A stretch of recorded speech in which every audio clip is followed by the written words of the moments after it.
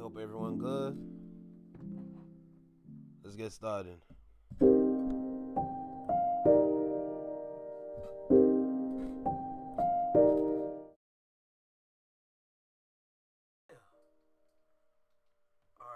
we lit, we live, we locked in. What's good, y'all? What's the word? What's poppin'? How's everyone feeling? Welcome back to the Flexion Mind Network. Hope everyone's doing good out there. Hope everyone's doing great. Happy Christmas Eve, you know. I don't really celebrate Christmas no more, but hey, for the people out there that do, happy Christmas Eve, y'all. Hope y'all are safe. Hope y'all are warm. If you're at work, get home safe. You know, it's cold outside. I know it's cold over here. Well, it has to be. It's Canada. But y'all get the point. If you are making your rounds, if you are on your shift, if you are at your desk, I want to let y'all know we appreciate you. Understand me? We appreciate you. You know, the hard-working people out there just out there doing their thing. And even if you at home because you're tired. You at home because you want to relax. You at home because you want to breathe. We appreciate you regardless. For the people out there that want to take care of themselves, that want to just not do anything because they've done so much. You know? We appreciate them. We appreciate all people. As long as they come in here with respect, that's all it is. What's good, Connor? What's good, Judy? I got a 6 and a 4-year-old sibling, so I have to celebrate. Oh, Lord. I know those ones. We got some videos for today. We're going to be talking hip-hop and industry. It's Christmas Eve. I don't expect anything major to happen for today and tomorrow. So tomorrow I'm contemplating if I want to go live or not. Even if I don't go live, I will have videos to upload. So I just want to put that out there first, you know? Just want to let y'all know. 1 hour and 9 minutes until Christmas for you. Damn, 1 hour and 9 minutes. So when it's 7 p.m. for me, it's 12 a.m. for you. Damn. That's crazy. But yes, we got some videos. What do I want to start off with? Let's get this one out the way. I don't know if I want to necessarily record this one because the trailer is so short, but at the same time, Avengers Doomsday official trailer with Chris Evans, 2026, 1 minute and 24 seconds. I just want to go ahead, knock it out because I did say I wanted to at least watch. So since I'm on stream right now, let's go ahead and get started. Also, before we even do that, I'm on another compilation. So we're going to go ahead and have a little watch party for that video as well. So after the trailer, we're going straight to that. And then we're going to get to all the videos that I have for today. Not too much. I think about 3 videos or 4 videos, depending on the temperature out there. I don't want to stay here too long. I think maximum 2 hours is going to be good for today. Because it's Christmas Eve, man. You don't want to be live streaming for too long. I don't want to have a 3-4 hour live stream. Oh, Christmas Eve, man. We just got to relax, kick up, and then enjoy. Wow, words are hard. Enjoy each other's company. It be late catching these streams sometimes. Today, nah, you good, bro? What's good, Miss No? Look. Hey, first of all.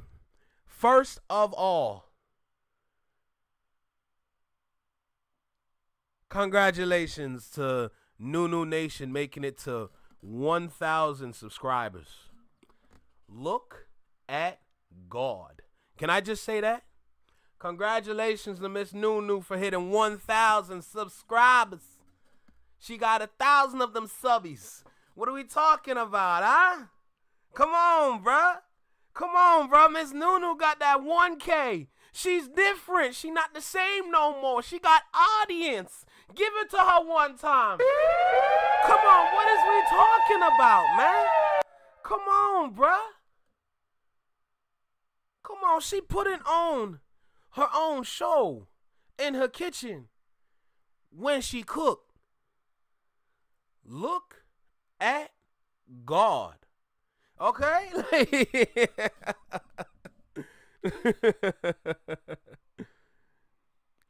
Oh my goodness. Yes. Hey, yesterday was amazing. Wait, you had 1.7 thousand? 1.7 thousand? Oh, Jesus Christ. Holy. That's crazy. 1.7 thousand subscribers. 1,700. It's, you know when you have to repeat something over and over so that you either understand it, believe it, or just get it? That's me right now. 1.7? Damn. Look at God. Shout out to the villains.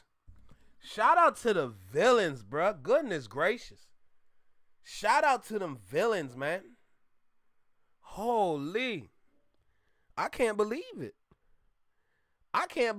Like, that's crazy. But we must celebrate our community members on their success. Let's believe that. You know, we must celebrate them. We must appreciate them. We must thank them for being a part of this lovely community and finding the courage to go and make their own. Look at that, man. Ooh wee. Look at that. Hey, won't God do it?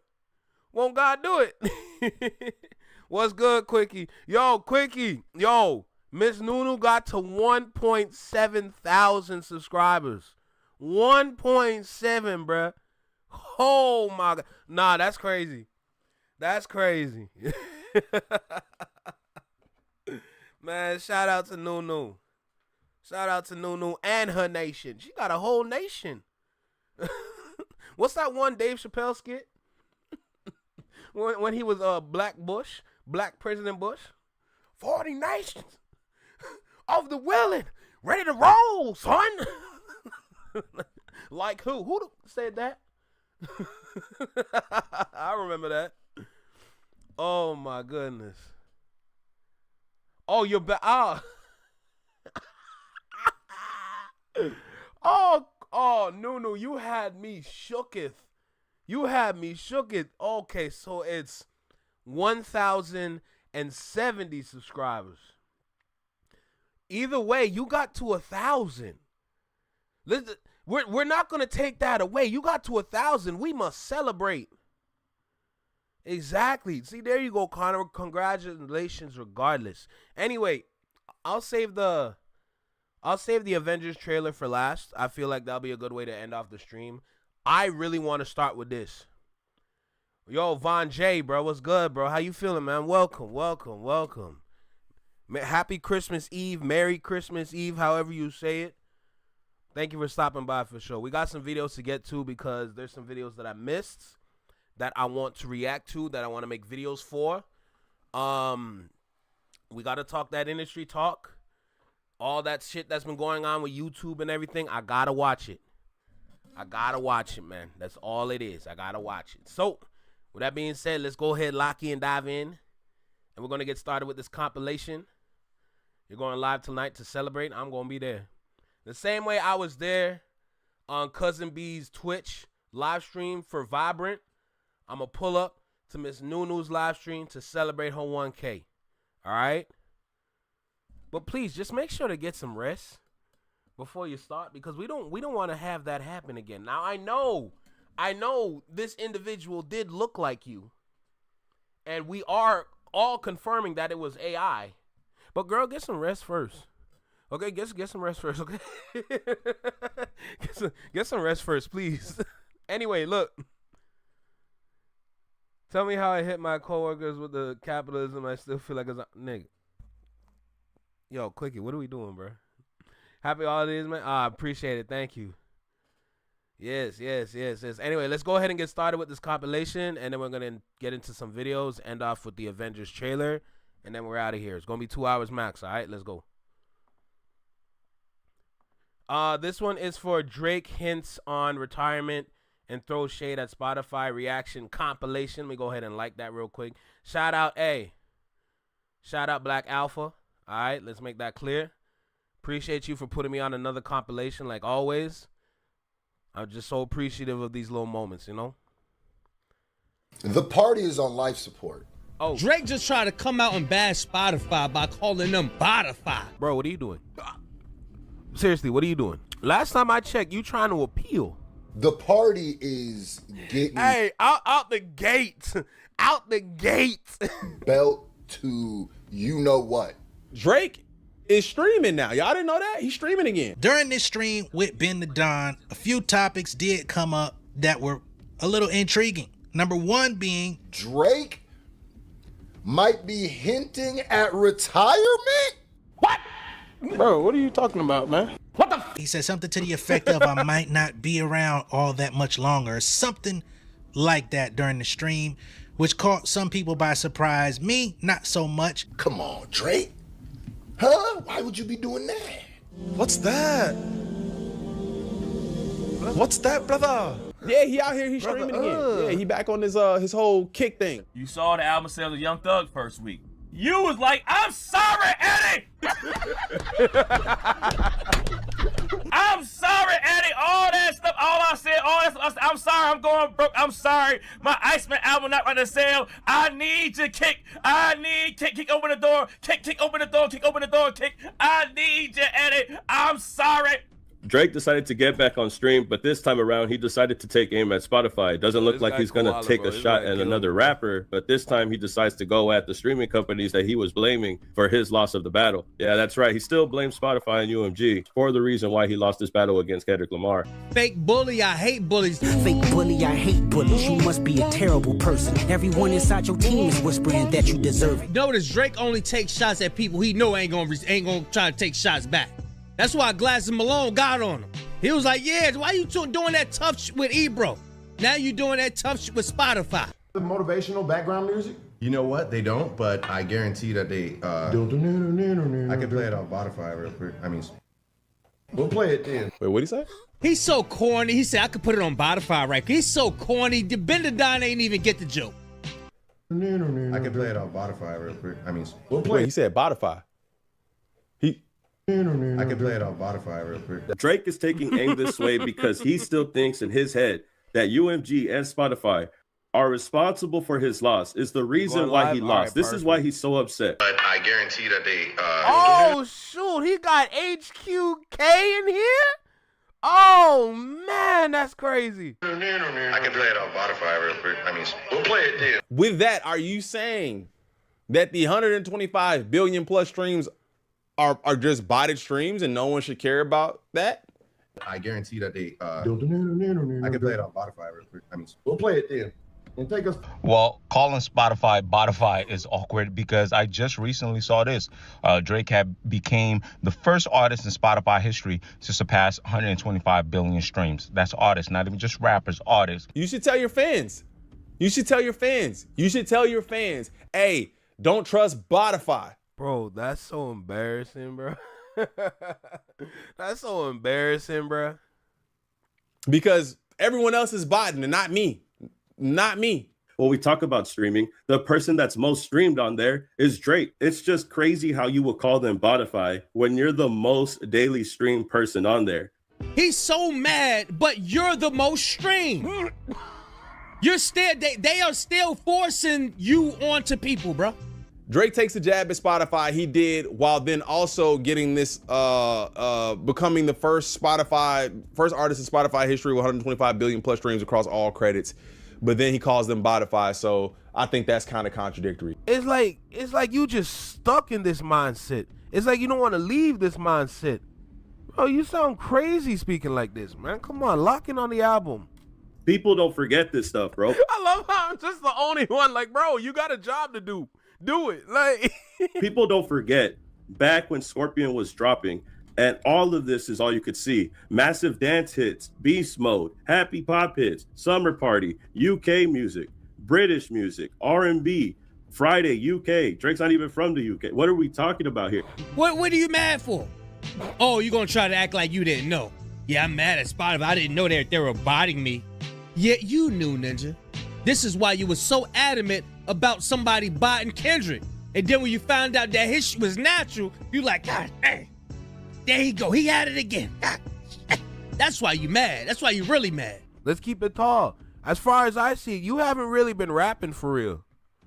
You haven't been rapping for real. And the last time you dropped the bar, you were talking about girls dancing on stage with a dictionary.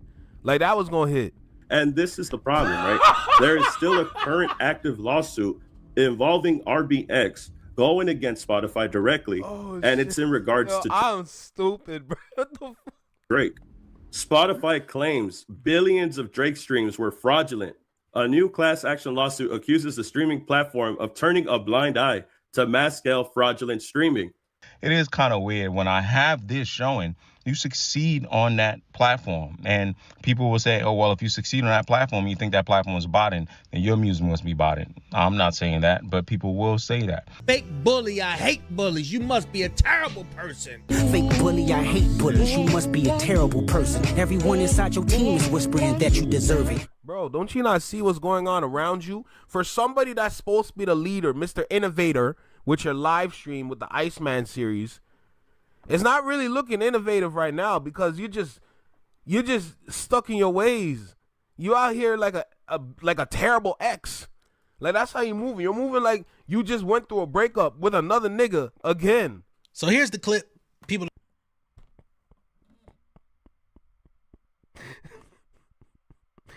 What's wrong with me, bro? are saying What's where wrong he with hints me? at possibly retiring. Just here for a good time, a fun time. No, you know that's a Drake lyric. I'm here for a good time, not a long time. Back before he was fully Lawbury. You know what I mean? I miss those times. I look back at those times and I go, way up, I feel blessed. damn. Just here for a good time, a fun time. I might not be here for the longest time, but I'm gonna enjoy the time that I'm spending with you. So I'd like to start off with a shot. Where's Kai? All right. Now, where's Kai? in actually seeing this clip, I don't even think that nigga talking about retiring for real. Bro, it's rollout. I'm glad we addressed this right now. It's rollout, bro. The same rollout the Game did when he said he was gonna retire way back when. It's the same thing when Logic did. He said he was gonna retire, then came back with some bullshit. Same thing Jay-Z did when he retired, came back. What was it? Kingdom Come? Yeah, bro. Rollout. That's it. That's all it is.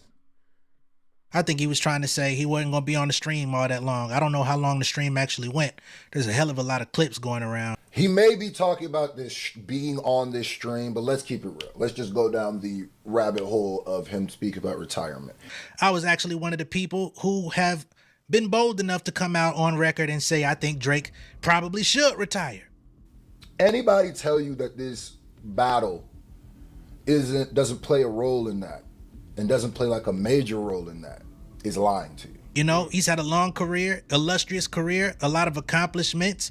And in recent years, the quality of his music has diminished greatly despite having great deals of help. I said this is my take. Drake as the brand will never fully be erased, right? His public image, although he has a lot of people that love him, has been widely tarnished. You know what I'm saying? Not to say he has no value in the marketplace. I'd be crazy to sit up here and lie. The Drake that we knew, the unstoppable world beater, the conglomerate of Drake, the Hotline Bling. Yo, Ron, what's good, bro? Kiki, Do You Love Me's, God's Plan Drake. I don't know if we're going to see that level of Drake. And if we do see it, I don't know if we're ever going to see it as organic as maybe it felt back then. And don't try no Jay-Z shit, nigga. Don't try no, I'ma leave, I'm retiring and come back no 2 years later and think it's finna be Kingdom Come and all that shit, nigga. Fuck out of here. When them gym fucking socks, you was on a song, Mystery Coupe, on 21 Savage album, you saw that you being on that song only gave 21 Savage 73,000 first week sales. You saw what 21 Savage album did with you being a part of that album. You had Eddie with the Hey Big Head text. Who calling my phone? Who calling my phone? It's me!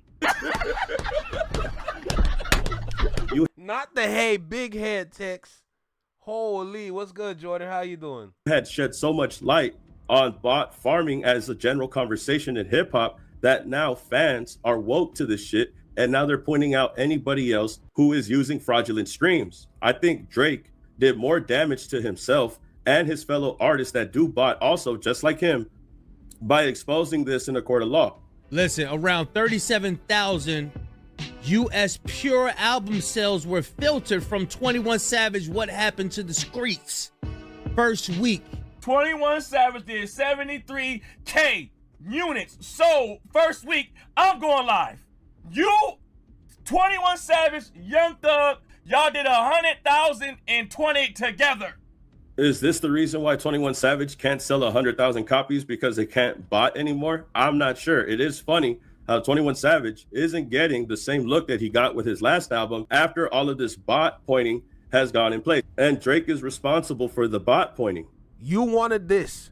You wanted to be number one. You wanted to be all this and all that. That's cool. But you need to also understand that there's also a microscope on you. There's also a magnifying glass on you. The things that you say matter. Both of y'all that I rock with did 120. That boy good. That boy good. 20K together. I'm going live. Nobody in. I just bought some gym fucking stuff. I'm going live. I'm sorry, Kick. It's just showing you that Drake still fails to take accountability while still shading the company that he uses, that he undermines to make dollars off of, while other people try to do it the right way. So they say, just like RBX. Drake has put on a masterclass of making himself look like he does not know what he's doing. Like before, it looked like Drake was super calculated. His team. Now it looks like they just writing plans in crayons with like this. Like holding the crayon like this, one of them big fat crayons. You remember in school, the kids used to have the big fat crayon and held it like this? That's what it feels like. If this is a slip up, I'm not saying it's a slip up. I'm just exploring possibilities. But if this is a slip up, you need to control yourself. If this is not a slip up, you need to stop yourself. Plain and simple. Bars. You can't do this. Definitely. Bars. That boy good. That's what it feels like. If this is a slip up, I'm not saying it's a slip up. I'm just exploring possibilities. But if this is a slip up, you need to control yourself. If this, oh, hold on, who's that at the bottom? Who's at the bottom? We got Josh and Karna, part of this greatness. Oh my goodness, this is not a slip up. You need to stop yourself. Plain and simple. You can't do this. Definitely, consider going through with that retirement, man. Von J, let me tell you something. That's the first video that we are going to get into. I have words for that. Let me just make that clear. I got words for that. Oh my God. Retire from streaming too, you know, because ultimately this stuff doesn't make you look any better. The more absent that you are, the better. It's not that his career and brand was forever damaged, because let's keep it real, Pusha T kind of forever damaged him with like people call him a deadbeat because of that. The reason why this one's different is because he don't have the same respect. I don't think he has the same respect for Kendrick that he has for Pusha T. I don't think he's had respect for Kendrick, and Kendrick forced him. He took his respect. Talk about it. And that's why he's been spiraling the way he's been spiraling. It's not that he got beat, it's who he got beat by. He always had a hatred for Dot in the beginning. So he getting loss after loss after loss, and everything Dot been saying in these diss tracks been coming to fruition. He feels like that should have never happened because Kendrick should have never deserved that. And guess what, Drake? Wow. He deserved it all. I deserve it all. Yo, Ant, hold on. Ant, that's how you're feeling, eh? That's how you feeling.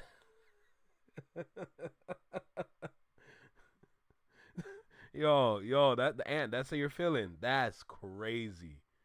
That's crazy. Either way. Hey, either way, bruh. Either way. Let's go. Let's go. We among the greats right now. We got Jay Nolan, HHSB Crew, The Ville, Quality, Big Kish, Screwface John, HQK, and the Flex Your Mind Network. Man, come on, bruh. Come on, bruh. Man, we moving up in this world, I tell you that. We moving up in this world, yes, sir. Yes, sir. We among the greats right now. What are you talking about, huh? Oh, my God. Now to get in some bullshit. Oh, my God. For Jesus Christ's sake, man. Please. Please. Okay. I'm going to hit the record button, and I'm going to try to contain my emotions. So, let's go ahead and get started. All right, see a quickie, understand? Young Money going outside, facts. All right. Leave Memphis the fuck alone. Leave them alone. Memphis don't need you, bruh. Hey, you can go to any other region and try to do something. When you go to one of my first favorite regions as a kid, which was Memphis, that's fighting words, but leave them alone, nigga. No, see, I'm trying to contain myself right now. I just don't you dare. Pooh Shiesty and them are good. Leave them alone. They don't need you. They never needed you. Memphis has been fine for years. They've been fine for years. They never needed your help. So don't try to go over there to try to do anything as if you run it here. When you step in Memphis, you know what? Let's go ahead and lock in, bro. Let's go ahead. I clearly can't contain don't mess with Memphis. Leave them alone. You done effed up friggin' Atlanta. You effed up Atlanta. Atlanta, them niggas wear skirts. Atlanta niggas wear skirts. Yo, right here in the small box, bro. Right here in the small. Leave Memphis alone. Anyway, welcome back to the Flex in My Network. I'm Flex. Welcome back to the channel. As you can see, I am pissed because I woke up today. And I thought I was in the afterlife. You understand me? I woke up today and I thought I was in the afterlife. Can you read that? Can you read that? Drake ditches Atlanta to colonize Memphis. Leave them alone. Every single one of them been good. Leave them alone. The hell would you want to go to Memphis for? Bro, and on top of that, you can only explore half of Memphis because you don't want to go to South Memphis. You stay up north with your northern ass. Don't come south. Oh, my God. This ain't a real place, bro. The same... No. Anyway, look, let's go ahead and get started. Like, comment, share, subscribe. Let me know what you think about the video. Drop a comment down below. Let me know what you think about the reaction. Hit that notification bell so you get notified when I drop my videos or when I'm live, like right now. And let's explore this. Let's explore this 8-minute and 30-second video. Let's go. Let's see what's up. What's good, Josh? At least Atlanta got jid. I'm sick. You one bit. We know exactly what's going on here. I know that Atlanta has been facing a lot of backlash, F the streets, all of these crazy things going on, the bot allegations, Young Thug, 21 Savage, Gunna, everything from Atlanta has completely gone out of control. No comment, and Drake Ron, can no no longer comment. use Atlanta to his benefits. And this live stream is just to kick off what he's going to do to further his career, to keep himself relevant and trying to get ahead of the curve while ditching Atlanta at the same time. And that's right. I believe that Drake is ditching Atlanta and is now looking for a new place to take over, a new sound to colonize. And this time around, it looks like he's going to do it with Memphis. And what other way to kick it off than to do a live stream with a Memphis influencer, a Memphis comedian, live streamer, however you want to spin it. Ben the Don has been somebody that's been vocal for Drake and is a Memphis, Tennessee native, at least from Memphis. I'm not sure what city, but he is a native of Memphis. Drake's father is also somebody that's connected to Memphis. And this is where we're at. You connected to Memphis, but now you want to go to Memphis. Huh? You connected to Memphis, but now you want to go to Memphis. Why you want to go to Memphis? Because you believe that you found the right person that's going to take you on a tour of Memphis and then keep you safe so you don't get harmed with your friggin' nail polish and stickers and glitter head at. Like, bro, leave Memphis alone, Nick. Right now. Now, Drake does have ties in Memphis. Like I said, his father is originally from Memphis, but he wasn't born there. We all know that Drake is Canadian, but he always tries to act like Memphis is his second home, surprisingly, because Houston is actually his second home. You know, all these places are his second home. That's what he says all the time. You know, Atlanta's my second home. Houston's my second home. But whatever is convenient for him. Now it's convenient for him to say that Memphis is his second home. And it's not because of his father. It's because of the sound. It's because of the music. It's because of the colonization that people talk about that Drake does when he uses city to city, when he uses state to state to generate a sound or to stay relevant with the time. Look at them. Look at them. See, I don't need to look at Gunna. I don't need to look at Gunna. Gunna's okay. Gunna's going to be all right. But you see these two dirty niggas? Oh, buddy. Or to use other artists and places, their places that they grew up in, to stay relevant in music, to make sure he don't fall off. Like we all know, Atlanta has been going through a lot of things. And I don't think Atlanta's scene right now is as profitable as it would be if everything was just fixed. Right now, they're all going through multiple things. They're all saying F the streets. Drake just said F it all. Let's go to another street. Let's go to another state. He said F the whole state and decided to go with Memphis. And what's funnier is that in this clip, Ben the Don is telling Drake, you are not connected with Memphis at all. The only person connected to Memphis in general is your father. Outland Mall. Like I was at Shiesty said that. No. I was at Raleigh Spring Mall in the 8. Well, me and Shiesty like this. Shiesty might be my cousin. Shiesty, No. And that's exactly what I'm saying. Leave. No, you're not. No.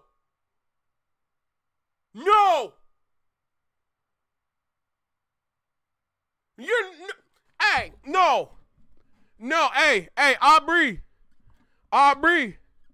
Aubrey, you gotta stop it, man. You gotta stop it. Stop the cap. You're a liar.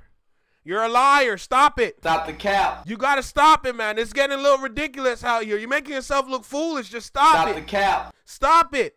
Stop the cap. Enough is enough, bro. I can't take this no more. Memphis at all. The only person connected to Memphis in general is your father. Outland Mall. Like I was That at Shiesty said that. No. I was at Raleigh Spring Mall in the 8. Well, me and Shiesty like this. Shiesty might be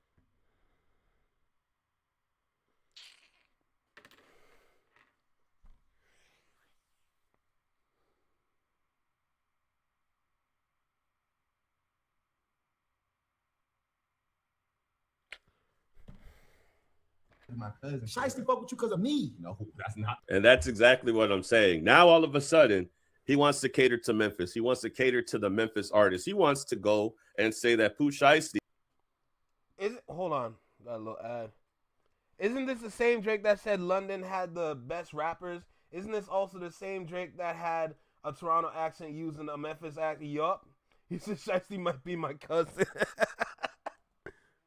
Is his cousin, is his brother. I don't know their relationship behind the scenes, but I haven't heard him mention Shiesty since Shiesty's been locked up. Shiesty's been locked up for 3 years. He barely got out this year. And now all of a sudden you're cool with Memphis and you're saying that you and him are like that. I don't believe it, bro. Seems like Yo, Tiny, Merry Christmas. I know you in the future, so Merry Christmas to you. Gave up in Atlanta because they're scrambling right now. They're confused. They're in shambles. And you decided to leave and go to Memphis. Ron Fact. You good because I'm good. Call Shiesty right now and ask him who's more connected in Memphis right now. I'm about to. And he gonna say your daddy. Okay. Now that is crazy, right? Van der Don just said straight up, your dad's more connected to Memphis than you are. Well, because Drake's dad grew up there. Bro, it's literally happening in front of our eyes, bro. It's literally happening in front of our eyes. Let me just read this real quick. As soon as he go number one, here comes Drake trying to ride the wave, bro. That's crazy. That's absolutely crazy. Pooh Shiesty did what he needed to do for the land. And now here come Drake coming to take over the land. Bruh, what is we doing? What is we doing, man? This man out here looking for new recruits. This man out here trying to look to enlist new niggas. He can't deal with his old niggas no more. They all fighting. Too much infighting right now. He got to go find new niggas. 1-800 call a nigga. That's what we looking for right now, bro. Jesus Christ. Drake didn't grow up there. Drake grew up with his mom in Canada. But now he sees all the politics that are going on with Atlanta, and he took a step back. He never talked about the politics. It's not like he could, right? It's not like he could chime in and say what he wants to say about Atlanta. But isn't it funny how the minute that things become inconvenient in the hip-hop scene in Atlanta, he starts to focus on Memphis, and he starts to cater to Pooh Shiesty, one of the biggest artists to come out from Memphis other than other artists. Right now, we're just talking about Pooh Shiesty because he just got out of jail. And Key Glock, Moneybag Yo, Yo Gotti, God Rest Dolph. You know, what was it? The Paper Route Empire, PRE. Come on, bro. Don't start with me. Don't start with me. I love Memphis too much, man. And you know for a fact he gonna go find Juicy J or DJ Paul. Man, don't do it. And he starts to cater to artists from Memphis. They talk about Pooh Shiesty here, right? Well, let's not forget that Pooh Shiesty had made a song where he name drops Kendrick and Drake at the same time. He had made a song called First Day Out. On this record, he actually name drops. Hey, Tiny, that's a fact. Now let me channel my inner Cat Williams. Nigga, did you know we can see you?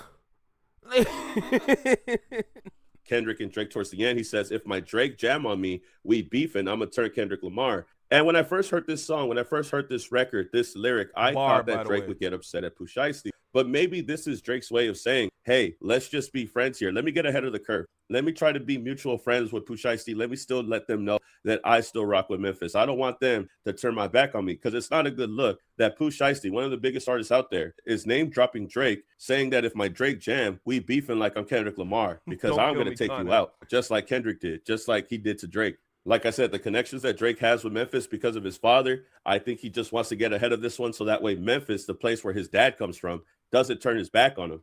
Like Drake has gotten the key to the city. He's been with the people in Memphis, but like I said, it's only convenient for him. He only says this place is like my second home every single time he needs something from the city. Again, there's a reason why he has a Texas ID and not a Memphis ID. That's just what I'm saying, bro. Of course, Pooh Shiesty has came out and talked about this. He had already saw the clip and reacted to it. They were doing this live stream in real time where Pooh Shiesty went on Instagram and responded, tagging Drake, tagging Bendadon, and he said, I love both of y'all good anywhere in Memphis. So I know that Drake is calculating. I know Drake is trying to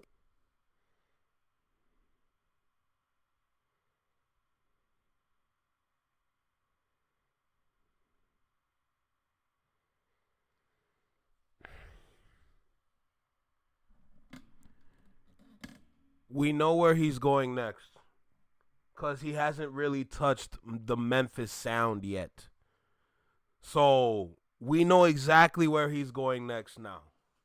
I love both y'all good anywhere in Memphis. We know where he's going now. He's going to be in Memphis. Okay, we're gonna see a lot of rappers from Memphis he's gonna be collaborating with. He clearly needs help. Okay, we might see Drake and Yo Gotti.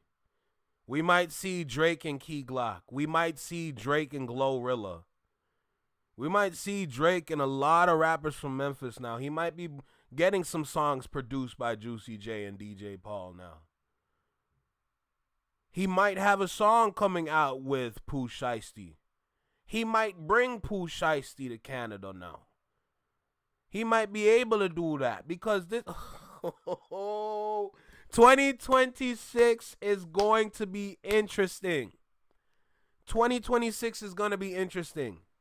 He left Atlanta and he's looking for a new home. This man is running around America like he's Ash Ketchum from Pokemon. You just out here going from region to region. Go home.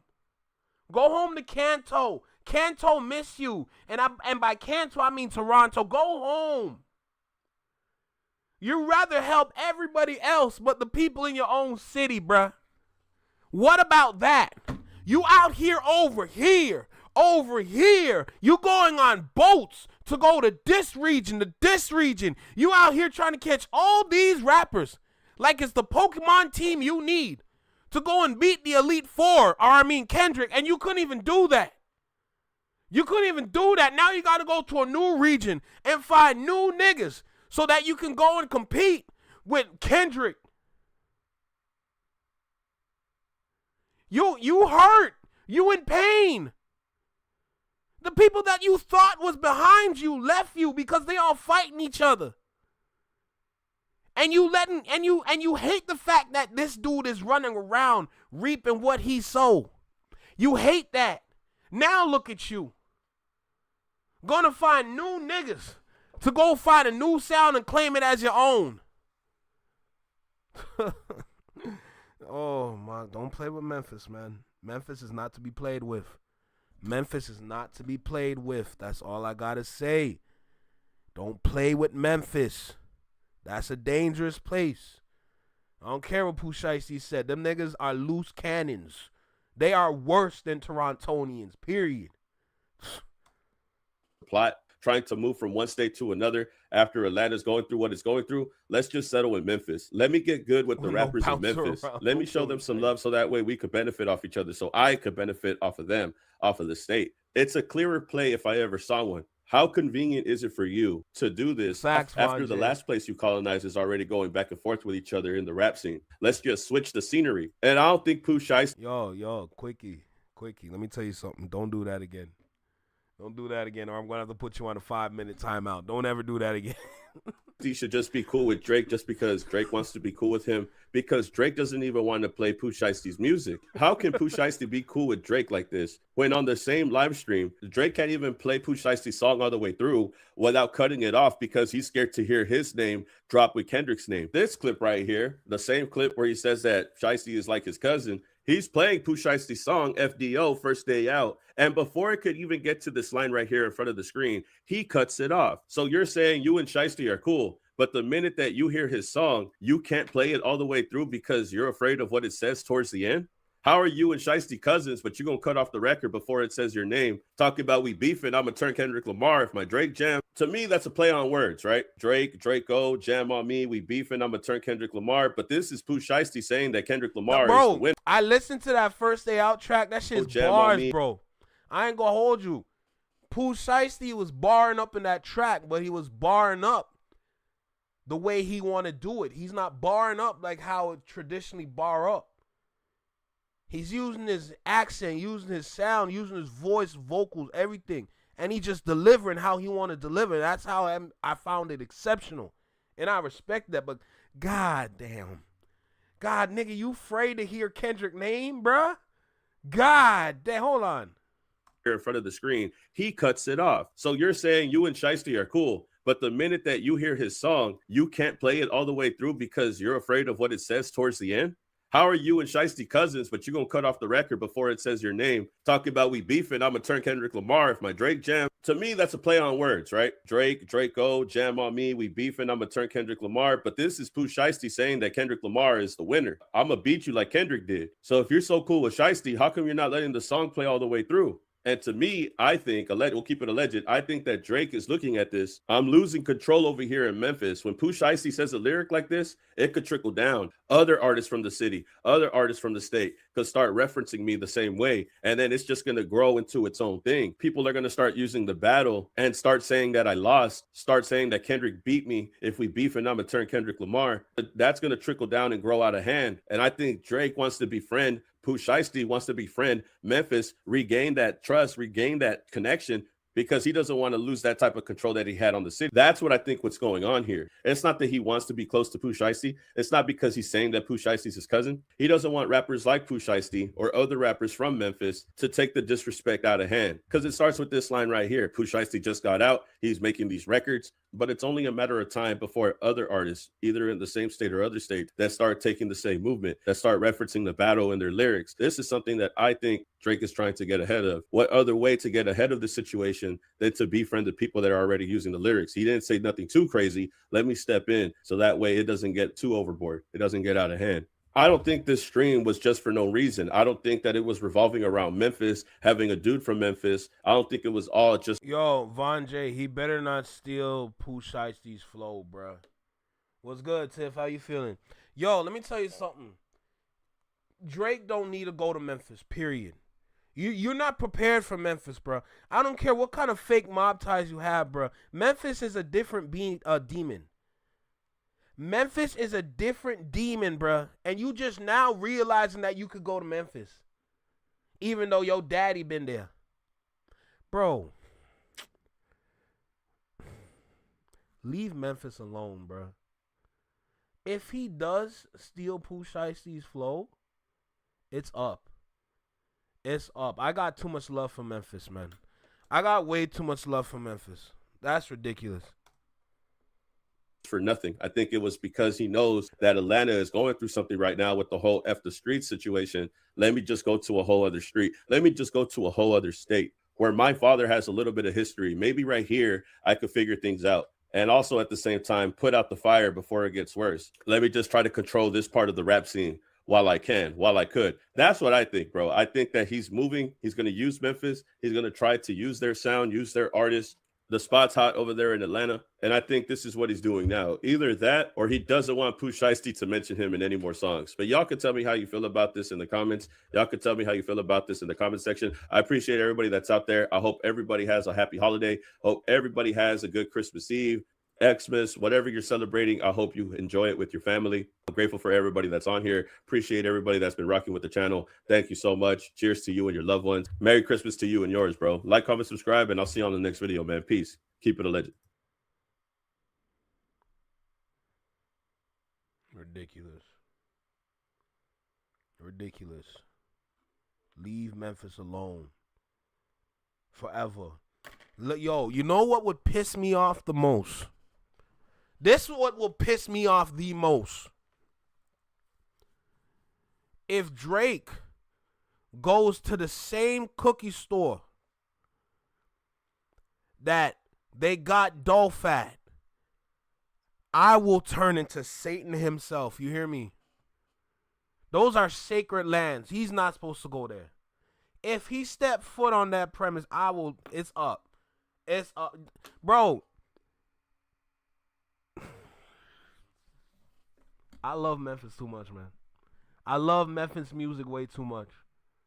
When growing up, when I was young, when I wasn't supposed to be hearing the songs that came out of Memphis from 3 6 Mafia and them. Nah, bro. Nah. I think I was around like what? I was young as hell. Because as soon as like my parents sat me in front of the TV and we're watching BET, it was over. The first time they did, it was over from then. All I wanted to hear was BET, the Disney Channel, YTV, Teletoon, Family Channel. That was it. The occasional TBS or Spike TV. You know? Leave Memphis alone, bro. We don't need that. They don't need that. Focus on yourself. Focus on rebuilding yourself, bro. Instead of rebuilding yourself, you're going to try and find other people to use. Instead of coming home and blessing the artists that we got here, you continue to go to other regions to find other artists to push. Yet you got a whole like talent tree in your backyard here. But you don't want to see it. You don't want to see everything else, but you don't want to see none of us here. Wicked work that is, you know. Jesus. All these rappers, all these singers, all these artists we got here, and you still going to another region. Come home. Come home. Where the people at? The people that love you the most. They're here. They're not out there. Let's make that clear. My God. And think about what he did. You started a beef between Top 5 and Pressa. Now you don't want to deal with none of them. So instead of dealing with the people here, you want to go over there to go find new people to deal with. But they're allowing it. You know, if Pooh Shiesty allowing it, Memphis allowing it, well, what more can I do, man? What more can I do? Just don't step on no legacies out there. Don't do that. That's one thing I would never want to see you do. Don't ever step on no legacy out there, bro. That would piss me the hell off. That would piss me the hell off, bro. But who knows what's going to happen. Oh, my God. It just broke my heart with that video. I ain't going to lie to you.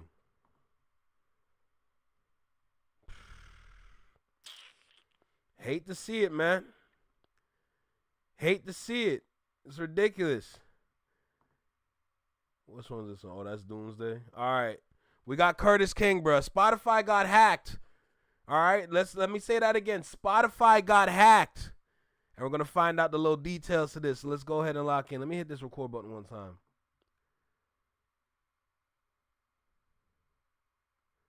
All right. We locked in. We're loaded. We're recording. Shout out to the Flex Mob. Shout out to the Shadow Mob. Did you just say 8 Ball and MJG? Oh, my Jesus. Oh, no. Hey, even Duke Deuce. Leave him alone, too. Leave Duke Deuce alone, too, bro. Leave all of them alone. Oh, my God, bro. What's good, NK? Apparently, Drake is going to Memphis to colonize there now. You hate to see it. But yes, Spotify got hacked. And I want to see what's going on with this, all right? I heard about it. I read an article on it, but I want to see what Curtis King has to say about it. I'm so curious. I'm locked in. Let's go ahead and get started because this is bad news. Let me just say that this is bad news. Whoever hacked Spotify, they took a lot of information that they can use to allegedly start a global offline DSP where everybody can use it, and you're literally taking out the middleman, which is the business in this. Allegedly. All right? That's based on what I've learned. But I want to see where Curtis King's going to go with this. So let's go ahead and lock in and get started, all right? Let's make it happen. You, right here in the small box, right here in the small box. Welcome back to Flex Mob Reactions, only on the Flex Mob Network. I'm Flex. Welcome back to this channel. As you can see, we got Curtis King with us, so let's go ahead and lock in and get started. Like, comment, share, subscribe. Let me know what you think about the video. Let me know what you think about. Wow, words are hard. Let me know what you think about this situation. Drop a comment down below because this is actually a very serious situation. If you remember the video that I did a reaction to a couple days back, where we're talking about there's a thing that has been created to take out streaming and major labels, and then I'm hearing this news. We got a problem. This is not good at all. So drop a comment down below. Let me know what you think about the reaction. Hit that notification bell so you get notified when I drop my videos or when I'm live, like right now. And let's go ahead and lock in, bro. Let's see what's going on. DIY. Oh no, DIYers. Spotify got hacked. Somebody's gonna have to tell the truth, and I'm gonna tell it. Home Alone face. This story was reported on many different platforms, and apparently Spotify got hacked by a hacker group with a very specific goal in mind. I first saw this story here on DeMiz's page, and he's going to give you a good introduction of what this is. Let's read the caption first. It says, "This isn't just a Spotify problem, it's a wake-up call for the entire streaming era. We told y'all." Go ahead and zoom in on this for y'all. This isn't just a Spotify problem, it's a wake-up call for the entire streaming era. When catalogs, DRM, and access get stress-tested at this scale, the real question becomes who actually controls music in the digital age. News like this might seem boring, but when it affects something that we all care about, which is music, this is a problem. This is a problem. Let me just say that. Just think about everything that you got on your phone right here. Everything that is digital can just be taken away and wiped away just like that. They can take all your work.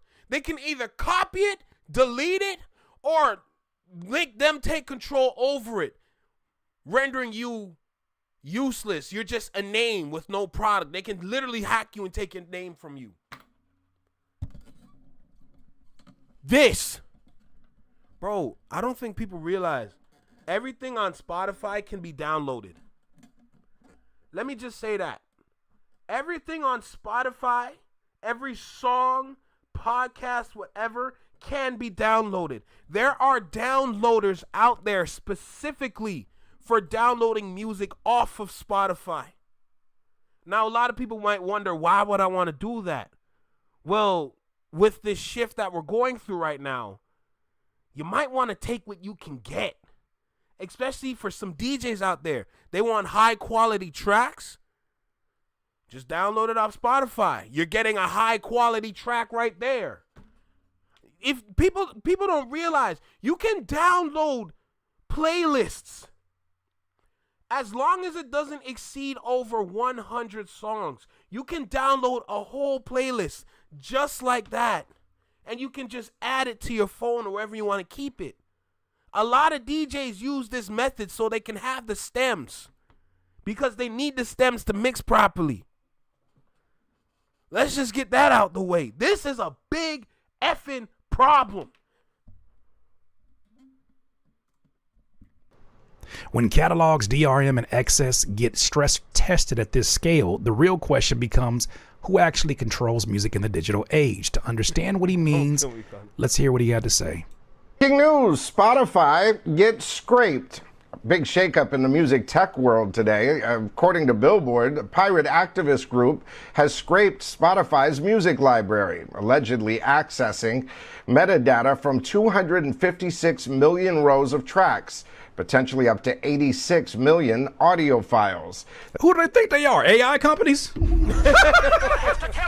Who do you think you guys are? You think you're some kind of AI company that can do that with the help of the government, even though it's illegal to do it?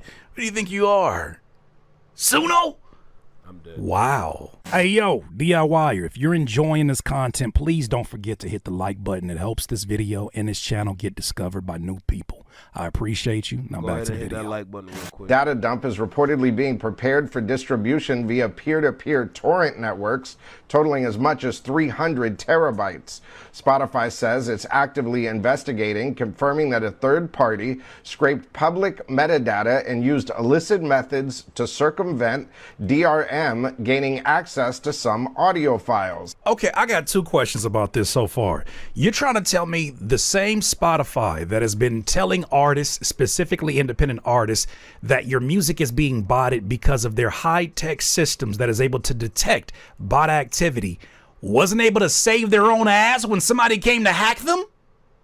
You mean the same Spotify that has Daniel Ek taking hundreds of millions of dollars out because, hey, it's payday, doesn't have the type of security necessary to protect the very art on the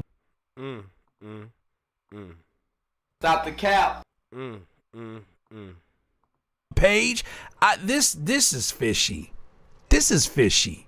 You know, there was a part of me that wondered, with all the advancements in AI and all of the sort of the elbowing that they're doing into the conversation, I wondered if there would be sort of a rogue group that would pop up like this. Something about this just doesn't feel, my spidey senses is tingling in a different way, but I'm gonna let them finish it off. As for now, Spotify maintains that only metadata, not the music itself, has been released, but the implications are already massive. 300 terabytes! And the reason I have my suspicions is because I feel like Spotify has been on a very obvious campaign to rid the platform of as much unnecessary music, whatever they deem as unnecessary, as much unnecessary human contributed music as possible, so that they can populate it with more AI-based music by their producers like Johan Rohr, allegedly. So I think they've been doing things like the threshold system. Even if it's not getting rid of them physically from the platform, it's definitely to pay them less. So when I see something like this, it's like, oh no, how did we get hacked? Yeah, how did you get hacked? Industry analysts warn this could theoretically allow someone to recreate a personal offline version of Spotify. What did I just say? What did I just say? Say it again. How did we get hacked? Yeah, how did you get hacked? Industry analysts warn this could theoretically allow someone to recreate a personal offline version of Spotify. You mean like that? Nah, Jordan, this isn't a rollout. This is a crisis. This is a complete crisis. Let me play that last part one more time. Someone to recreate a personal offline version of Spotify. What the hell did I say at the beginning of this video? It's going to be a personal offline Spotify, but when you really sit and think about it, it's going to be at a global scale where anybody can use it.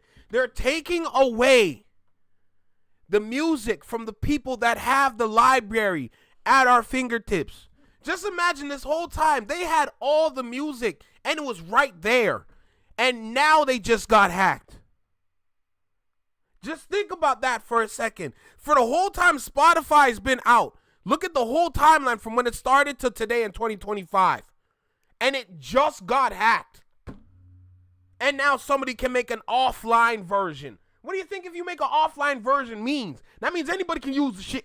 Man, oh my God, this is a maximum level crisis.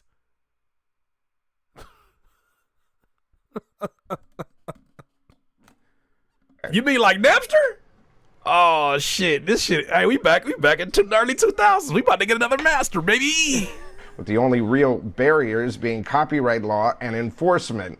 The group behind the scrape, Anna's Archive, claims the move is about preserving humanity's culture, framing Spotify's catalog as a starting point for a global music archive. Now, the bottom line here is this isn't just about piracy. It's a stress test for streaming, DRM, and the entire digital music economy, raising serious questions about control, ownership, and what access really means in 2026.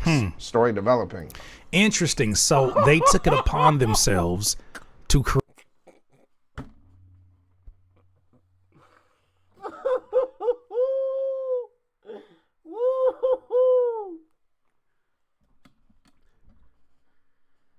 When was the last time y'all had y'all paid for Spotify? When was the last time we all paid for Spotify, bruh? I'm curious. I'm so curious. I'm so curious. Because, oh, Jesus. Just think about it like this. And I've been explaining the whole time, but like I just want to say it like this now. When you go on Spotify, whatever song that is on Spotify that you can play, you can either have the free version with ads or you can have the paid version with no ads. But what if they just took away everything? Ownership is in question. And if ownership is in question, that means the labels are in question. Because if it's that easy to take away a song, just imagine how easy it is to just not deal with any of these labels. Because the DSPs are the bread and butter for a lot of these labels. Remember what I said, there's a thing created that can get streaming out of here and major labels out of here, and then Spotify got hacked, and a hacker group that hacked them said they wanted to make a global DSP, basically, that's offline. Crisis. Story developing. Interesting. So they took it upon themselves to create, I guess, a massive archive of human music, because for the first time, the idea of human music is threatened, obviously, with AI and the abusive ways that these companies have been maneuvering, the UDOs and the Sunos and other startups that have popped up. It is interesting to see someone say, hey, we want to make sure that we do everything in our power to create this archive. I got the article up there by them, but I want to go ahead and go through this because I think it does a great job of visually representing what's going on here. So it says a piracy group named Anna's Archive has scraped and uploaded Spotify's entire music catalog. The scrape includes 256 million rows of track metadata, 86 million audio files to be distributed on a peer-to-peer network in bulk torrents, totaling roughly 300 terabytes. If you got a computer with 300 terabytes, Somebody gonna have to tell the truth, and I'm gonna tell you could pretty much have every damn song that exists on Spotify, if I'm reading this correctly. Right now, only metadata is fully available. The music files are being released gradually. Oh, so it's happening in real time. Starting with the most popular tracks, Anna's Archive frames the project as a preservation archive for music. So like a time capsule? This morning, a Spotify spokesperson released the following statement. Crazy. Get that off, though. There's a Twitter account that says Spotify music library scraped by pirate activist group and made available as a torrent. We're literally back in the torrent days. This is insane. Nah, let me zoom in on this, bro. Let me zoom in on this. Do you understand how long it's been since I used a torrent? Yo, y'all remember when we used to use torrents to download movies and games? Y'all remember when we used to use the torrents to get the ripped versions of like major applications like Photoshop? You would have to use the torrents to find the Photoshop files so you can use Photoshop. Bro, Spotify music library is scraped by pirate activist group and made available as a torrent. They took away they took their library and made it as a torrent for anybody to download.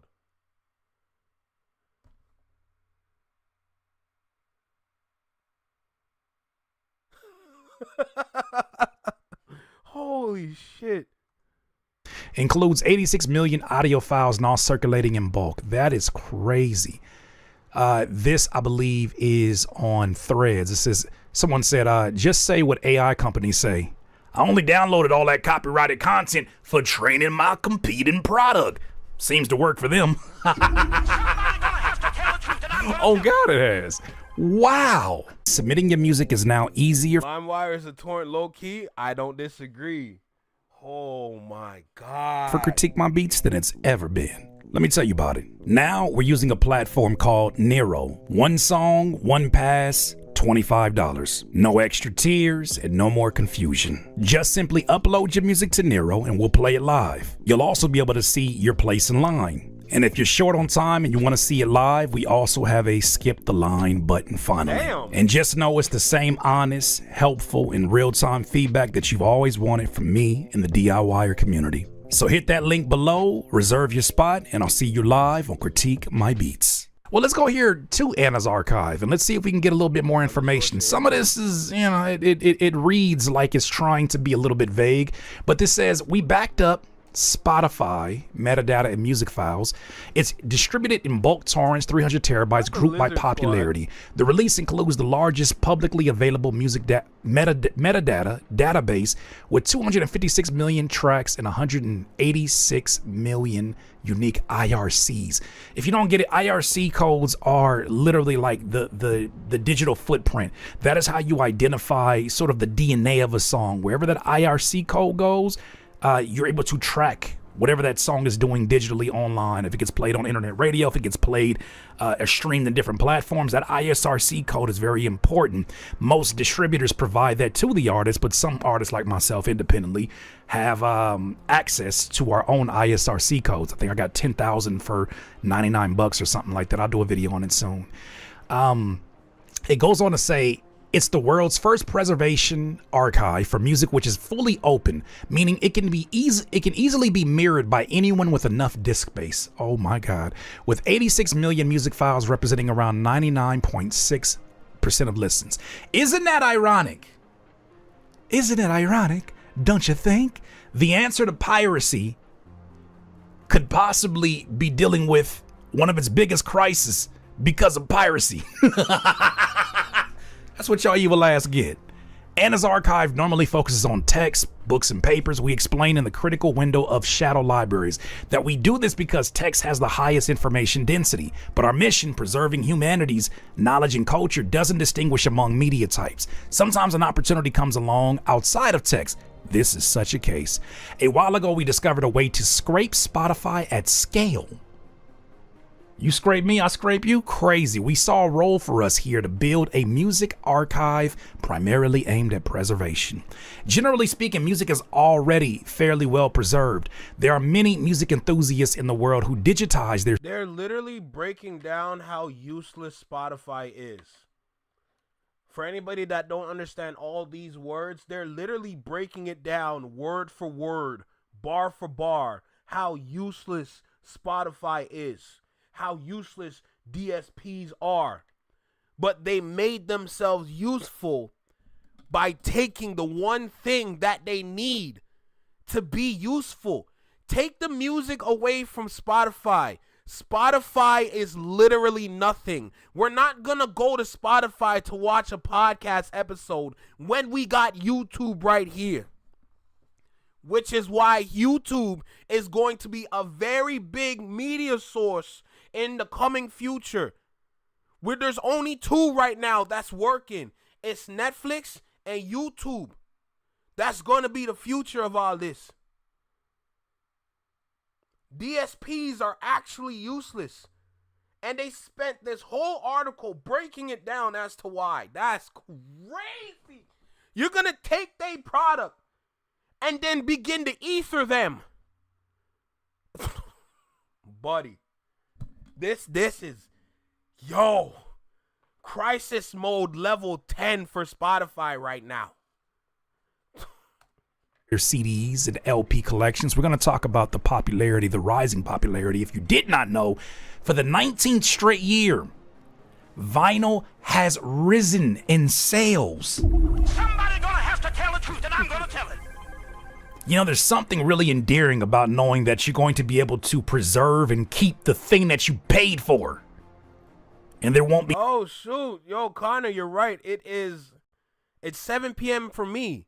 So that means it's 12 a.m. for you. So, yo, Merry Christmas, bro. Merry Christmas. I hope you got presents.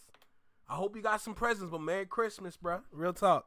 And Merry Christmas to anybody out there that's not in North America right now, because we still in Christmas Eve, all right? Let's make it clear.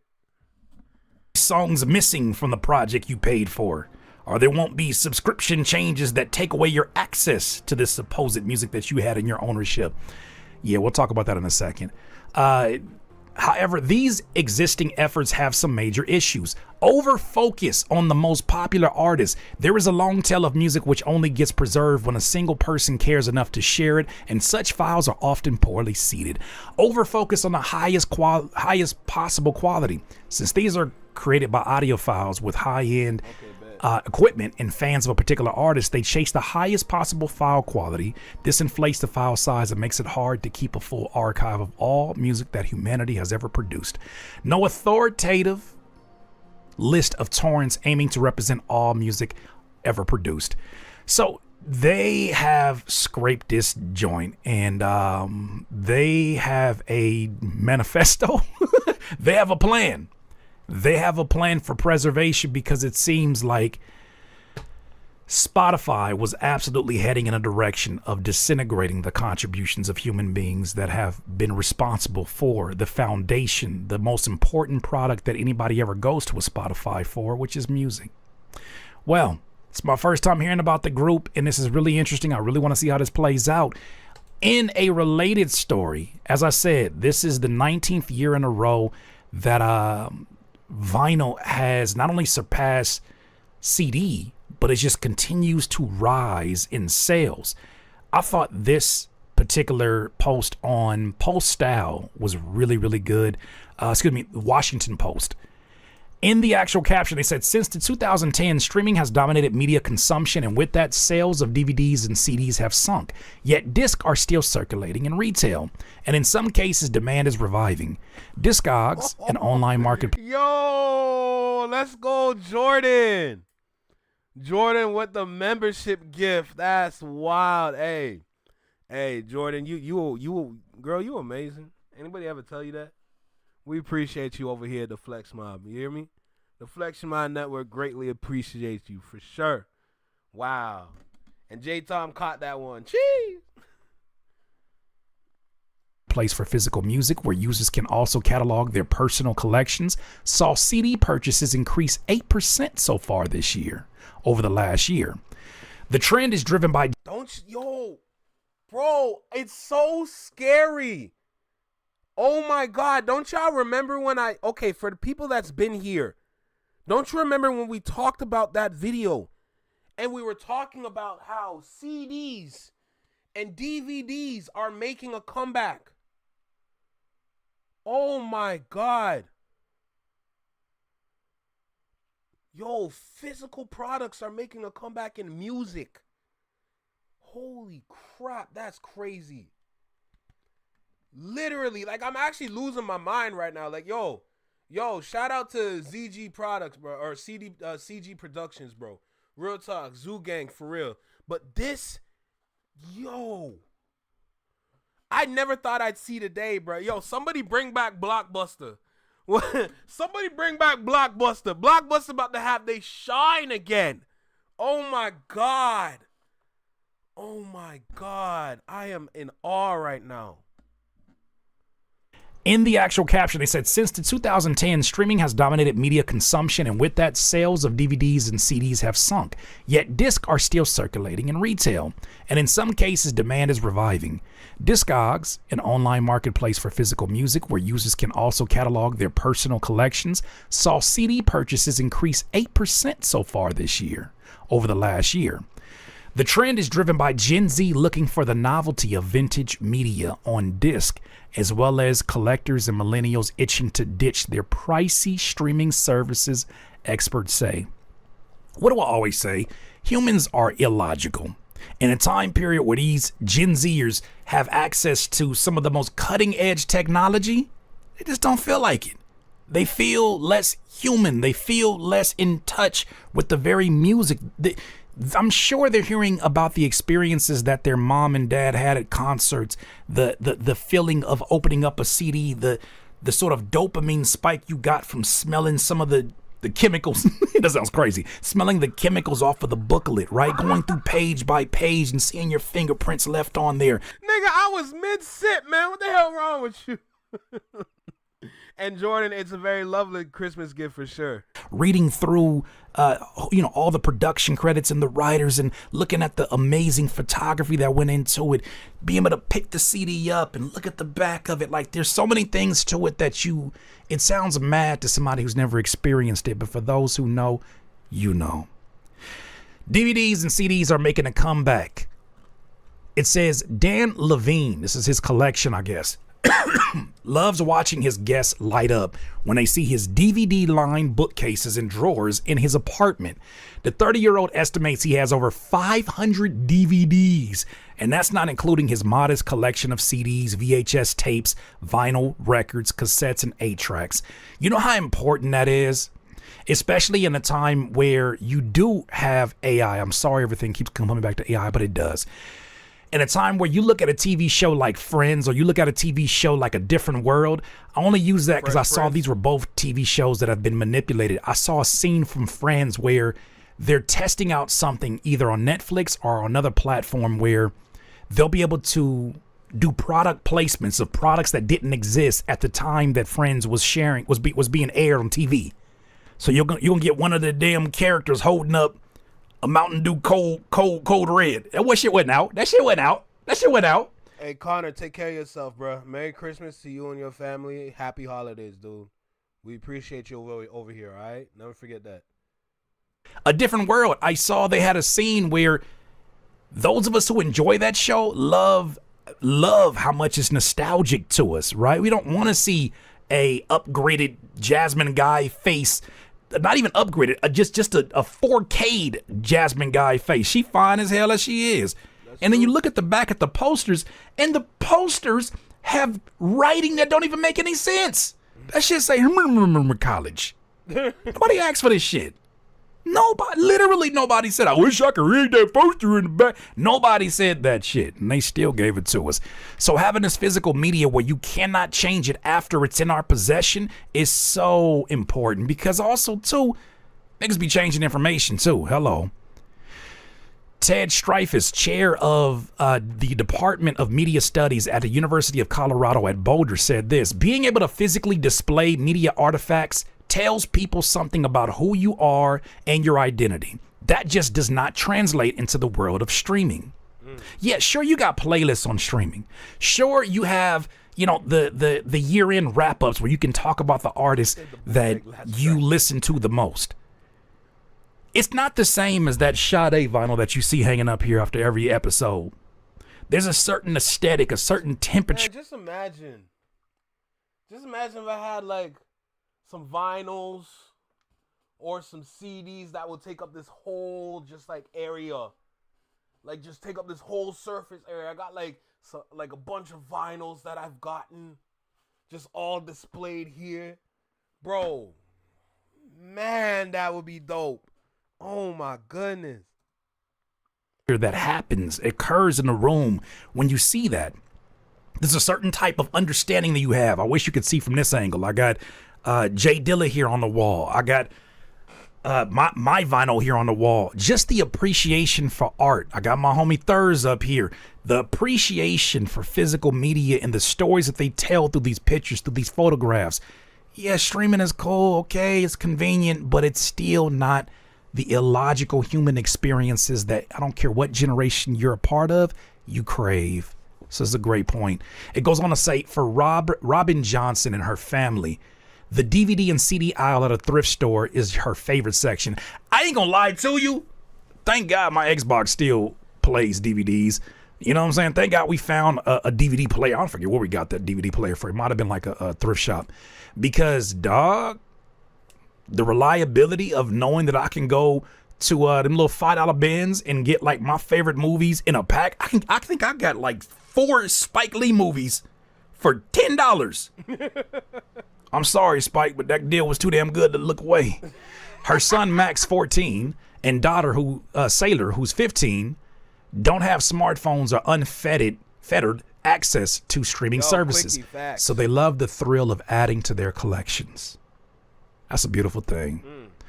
Part of it is ownership of it. Like, we don't actually own whatever is on Netflix, on Hulu, and let's just say, or Spotify. That's another thing. Netflix can get hacked too. Hulu, Disney Plus can get all these services, all these streaming services, these streaming platforms. They can all get hacked.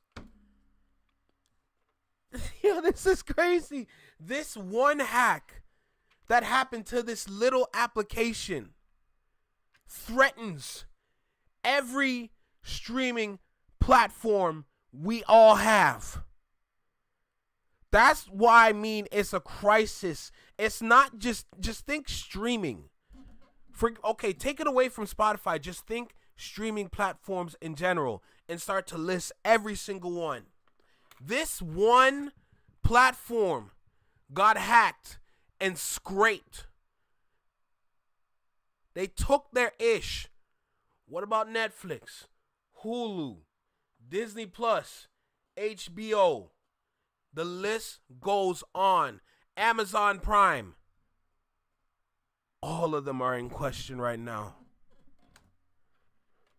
Says Johnson. Buying physical copies of movies, TV shows, and albums also enabled her children to appreciate music and cinema in a different way.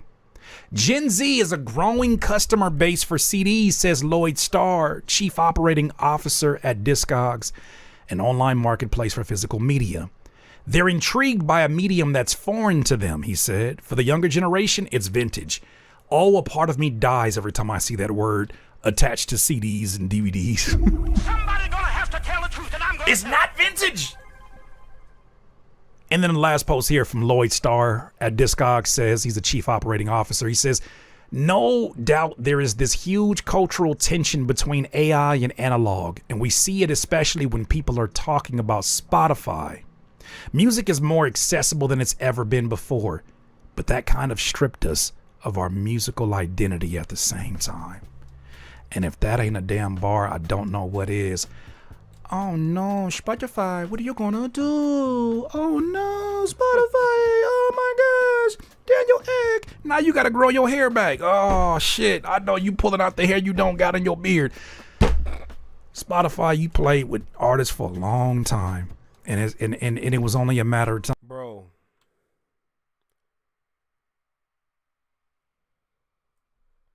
Your music on Spotify, for any artist out there, you're getting a fraction of a penny, and it's not a quarter. Let's make that clear. You're getting a fraction of a penny. This is so disrespectful to any artist that makes art, because it's basically saying all these songs you make, it doesn't mean anything. You can rack up all the streams you want, but your payout is weak. Your payout is not good. Your payout is trash. But if you had about 1,000 of your fans buy your album that you sell for $10, you just made $10,000. You understand how many streams you would need on Spotify to make $10,000? You understand how long you would have to wait to get that little bag from Spotify if you had the fan base? This is why a lot of artists need to learn how to sell to their audience.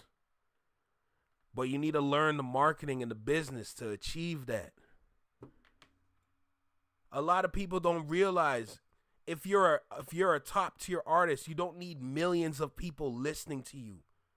You only need about 50K people listening to you, maybe 30K. Sell that album to all them fans that are willing to buy. $12.99 for the album. You understand how much money you gonna You understand how much money you gonna make if you did that, bruh? That's crazy. Facts. A few of my older songs have over 100,000 plays, and it's hilarious how little I made from them. I made more money on Bandcamp easily. Crazy. Physical sales are always better. Facts. But in streaming, they took the idea of physical sales away from average artists. They got the dummies that made good music and said, yo, put it on our streaming platforms. You're going to get this payout from music. The more people that stream your music, it's the more money you going to get. And now you see the rappers like Young Thug, 21 Savage, run around and talk about, oh, nigga, I make hits. I make money off my hits when I stream it. Okay, go ahead and stream your music, dummy. Go ahead and stream your music, dummy. Like, bro, do it. Let's see how much money you really get. Bro, you can't make this up. You can't make this up. This is absolutely crazy. And I just love that the little predictions that I've been making, it's all starting to align. See, when I step into this whole business realm, I'm going to do my research and do what I need to do, you know? Is that my guy Anthony, bro? Yo, Merry Christmas, bro. Thank you. I appreciate you. Thank you. Merry Christmas and happy holidays to you and yours, to your family, everybody. Thank you for stopping by, bro. On God, favorite channel on the internet. Yo, relax, but thank you. Thank you, dude. Thank you. I appreciate you for real, man. Man, it's just, yo, all I'm trying to do, especially for Toronto, is just put people on game. I'm putting y'all on game. All you got to do is watch the right videos. You're going to learn something. That's all I'm doing. You know, that's why I'm going down this little rabbit hole. This helps the artists here. This helps the rappers that don't have the knowledge here. Where I can go with this, oh, buddy, the pathway is damn near clear.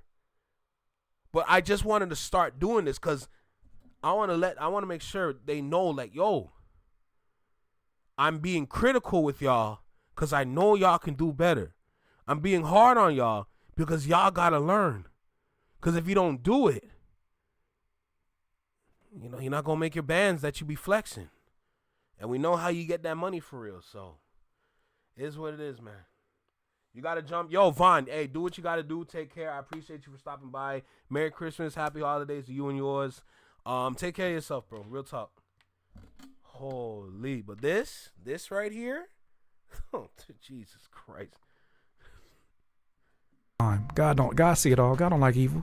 And y'all have been very evil. Y'all have been playing around with these ICE recruitment ads. You've been playing around with people's money. You've been playing around with their subscriptions. You've been playing around with authors and their audiobooks. You've been playing around with these bundles that have messed with songwriters' money. You've been playing around with artists that spent $100,000. Shout out to I think her name is Cara. Spent $100,000 on her album just to have Spotify take it down and say, "We think you got bots on there." She said, "Where?" Now y'all ass got hacked. And I'm sure this is only the beginning. This is a very vulnerable position to be in. I'm sure they'll figure it out. They'll split it up or will do what they got to do. But you got to be careful. Y'all got to be careful in these tech positions because there's always someone or a group out there that's thinking to themselves, how can we even the playing field? And sometimes it's people that used to work for Spotify. I don't know anything. All I know is this is really, really interesting. As we get more information about this, I'll definitely update you. DIYers, what you think this is? This is a nuttin' burger? That's crazy. Nuttin' burger? Is this a nothing burger? Ew. Is this a nothing burger? Or do you think that this may be a very important point in this renaissance that we might be under? I don't know. Those are my thoughts, though, DIYers. You let me know what you're thinking. Let me just say this, though. Shout out Zoo Gang for this CD. It's an EP. It has about 2 songs on here. But the fact that I can hold your music and I can just present your music like this.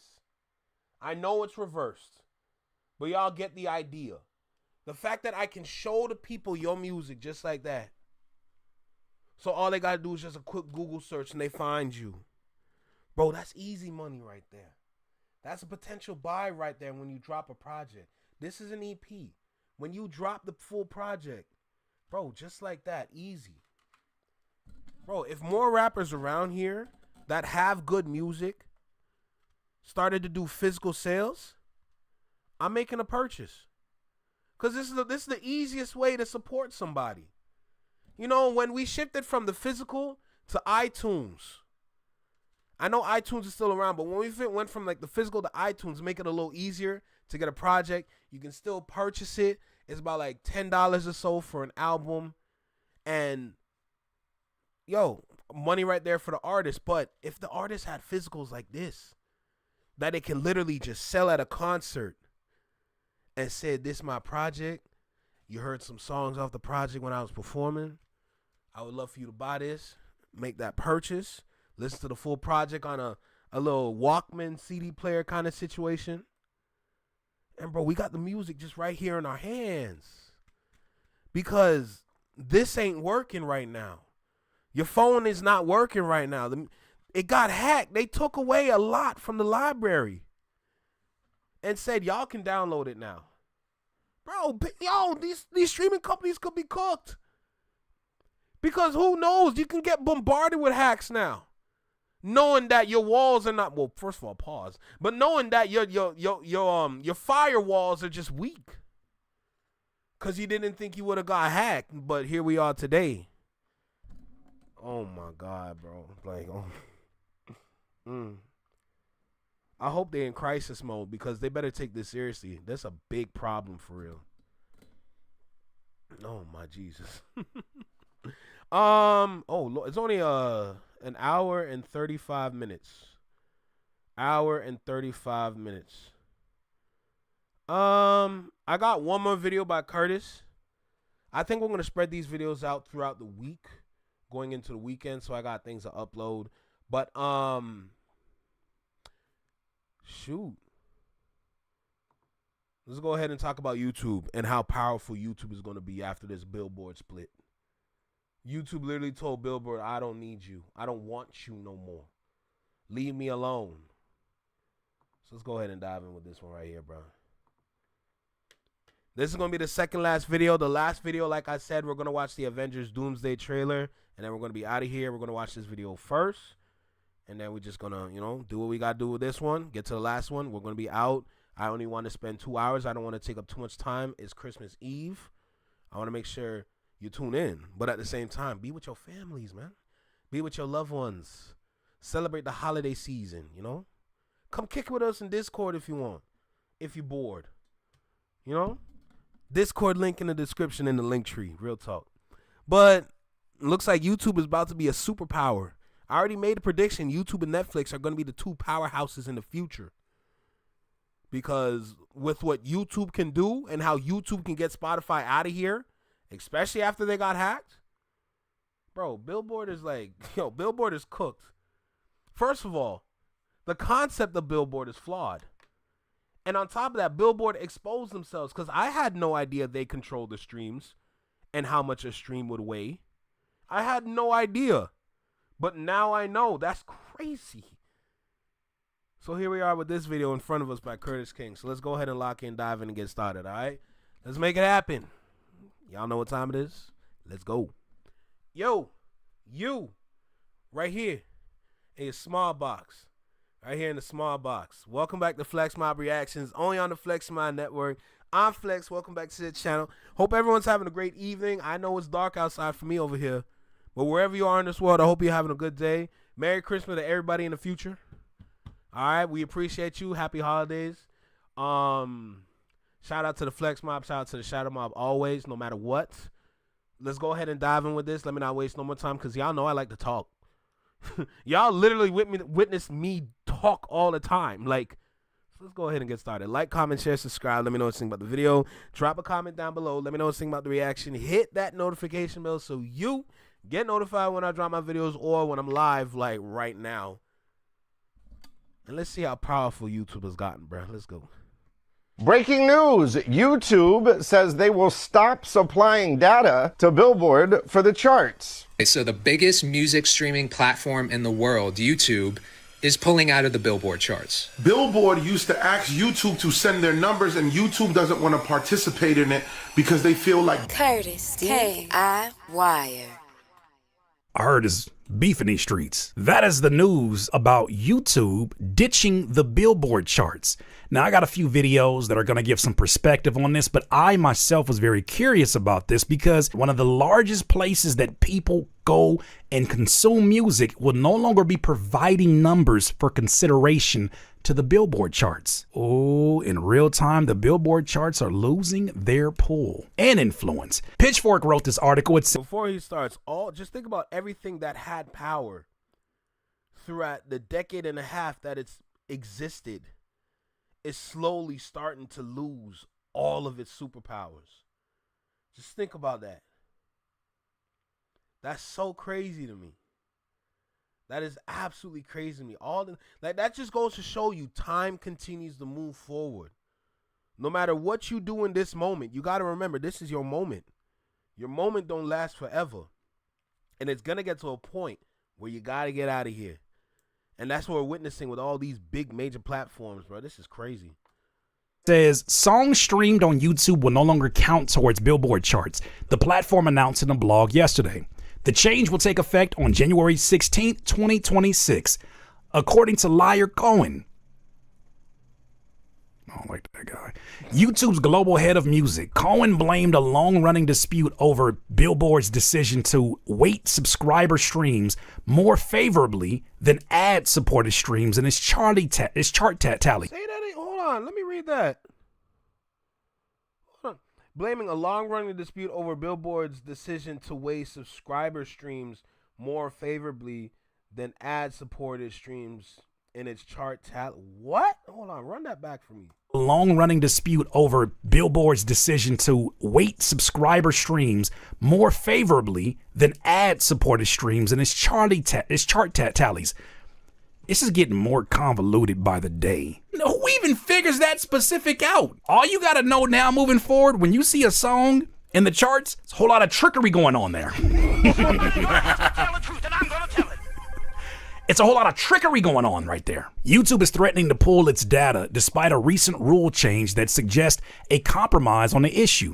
This week, Billboard announced it would more generously weight ad-supported on-demand streams in comparison to their subscriber counterparts. That shift equates a stream by a YouTube or Spotify subscriber to 2.5 streams by a non-subscriber. You getting a headache too?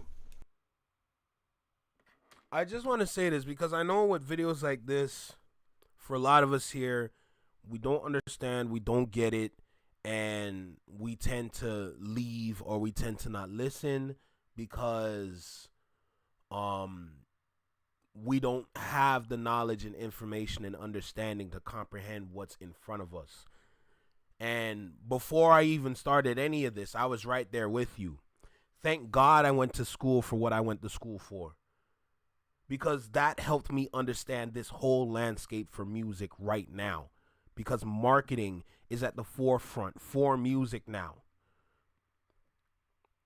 Just think about it like this.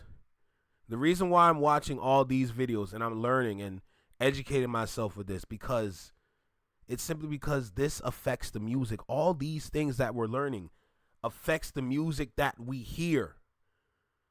The reason why music is what it is today is because of the audience. Control the audience, you control the music, right? Let's make that clear. When you have the audience under your control, the music that you push for them is going to shine easy. But think about how all of this changed the layout for making a song. It changed the layout for making a song so much so to the point where you have to start the song with a hook to have a hit song.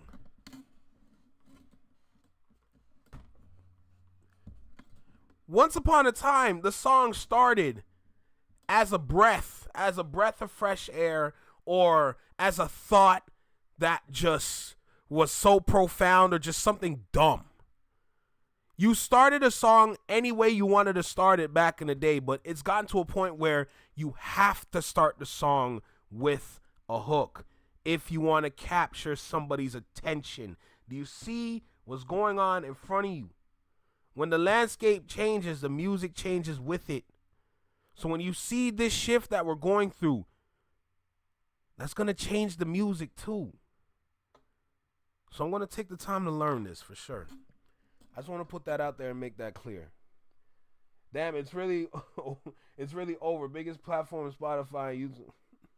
No, it's not Spotify. It's Netflix and YouTube. Not Spotify. Spotify got hacked. Spotify about to get out of here soon. Before that, the ratio was 3-1, meaning a free stream was worth even less. But Cohen maintains this is an outdated formula that ignores the massive engagement from fans who don't have a subscription. He notes that streaming makes up 84% of U.S. recorded music revenue and suggests that YouTube was pursuing a 1-to-1 ratio in streaming counts. Why YouTube is so determined to bump up free streams is not entirely clear. Cohen argues that artists' work on fan engagement on the platform is being undervalued by Billboard, hinting he believes a more generous chart contribution would drive activity on the platform. Also unclear is whether the disagreement pertains only to the ratio of subscribers to non-subscriber streams, or whether YouTube also disputes what Billboard counts as an on-demand stream. They don't even know what the hell they're doing. On YouTube, as of Spotify, some autoplays that follow an active song selection may be excluded from chart tallies. They're monopolizing it. Pitchfork has emailed representatives for YouTube for further comment. A Billboard spokesperson said in a statement, "There are so many ways fans can support an artist they love, and each has a specific place in the music ecosystem. Billboard strives to measure that activity appropriately, balanced by various factors including consumer access, revenue analysis, data validation, and industry guidance. It is our hope that YouTube reconsiders and joins Billboard in recognizing the reach and popularity of artists on all music platforms, and in celebrating their achievements, though power of fans and how they interact with the music that they love." Well, you're confused. Urban tech bro, you're a tech bro, you're confused. Oh buddy, let's get into it. I love these videos because I think it helps to give a little bit more clarity. You know, Demiza is a very powerful voice when it comes to breaking these things down, especially when it's music related. I always love his takes on these things. Listen to what he had to say about this, and this is where we're going to gain some clarity, because I think that it's purposely confusing for the average consumer for a reason, but peep this out. Breaking news, YouTube says they will stop supplying data to Billboard for the charts. Under these new rules, one album unit now equals 1,000 paid streams or 2,500 ad-supported streams, tightening the ratio from what it was before. That same weighting change is being applied to the top 100 or the Hot 100. Paid streams are still valued more than free streams, but by a smaller margin. YouTube says that change still doesn't go far enough. According to YouTube Global Head of Music, Leor Cohen, Billboard's formula remains outdated and doesn't reflect how fans actually engage with music today, especially the massive audience using ad-supported platforms. As a result, YouTube says it will stop providing its data to Billboard for U.S. charts, ending a partnership that lasted more than a decade. So what does this mean? Billboard charts will now reflect a narrower slice of listener behavior. There it goes right there. The Billboard charts will now reflect a narrower slice of reality of listener behavior. This has been the direction they've been going in for quite some time. They're making it more and more monopolized. It's almost like they're forcing artists to go more independent. This game was already rigged, except now they have technology to help them secure the rigging. But it's really interesting that now the numbers that have already been under question for being manipulated are being further manipulated in front of our faces. and they're fractioning these free. I think what they're really doing, and this is my theory, I think they're getting prepared for Congress to pass that 1 cent per stream situation. Maybe not necessarily YouTube, maybe not necessarily Billboard. I think a lot of companies, Spotify, Apple Music. Congress is getting ready to do what? Congress is getting ready to do what? Hold on. They're getting prepared for Congress to pass that 1 cent per stream situation. What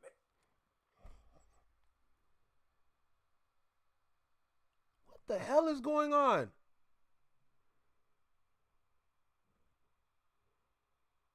What does that mean? Oh, I gotta look into that. Maybe not necessarily YouTube, maybe not necessarily Billboard. I think. What's good, Sweet Tea? How you feeling?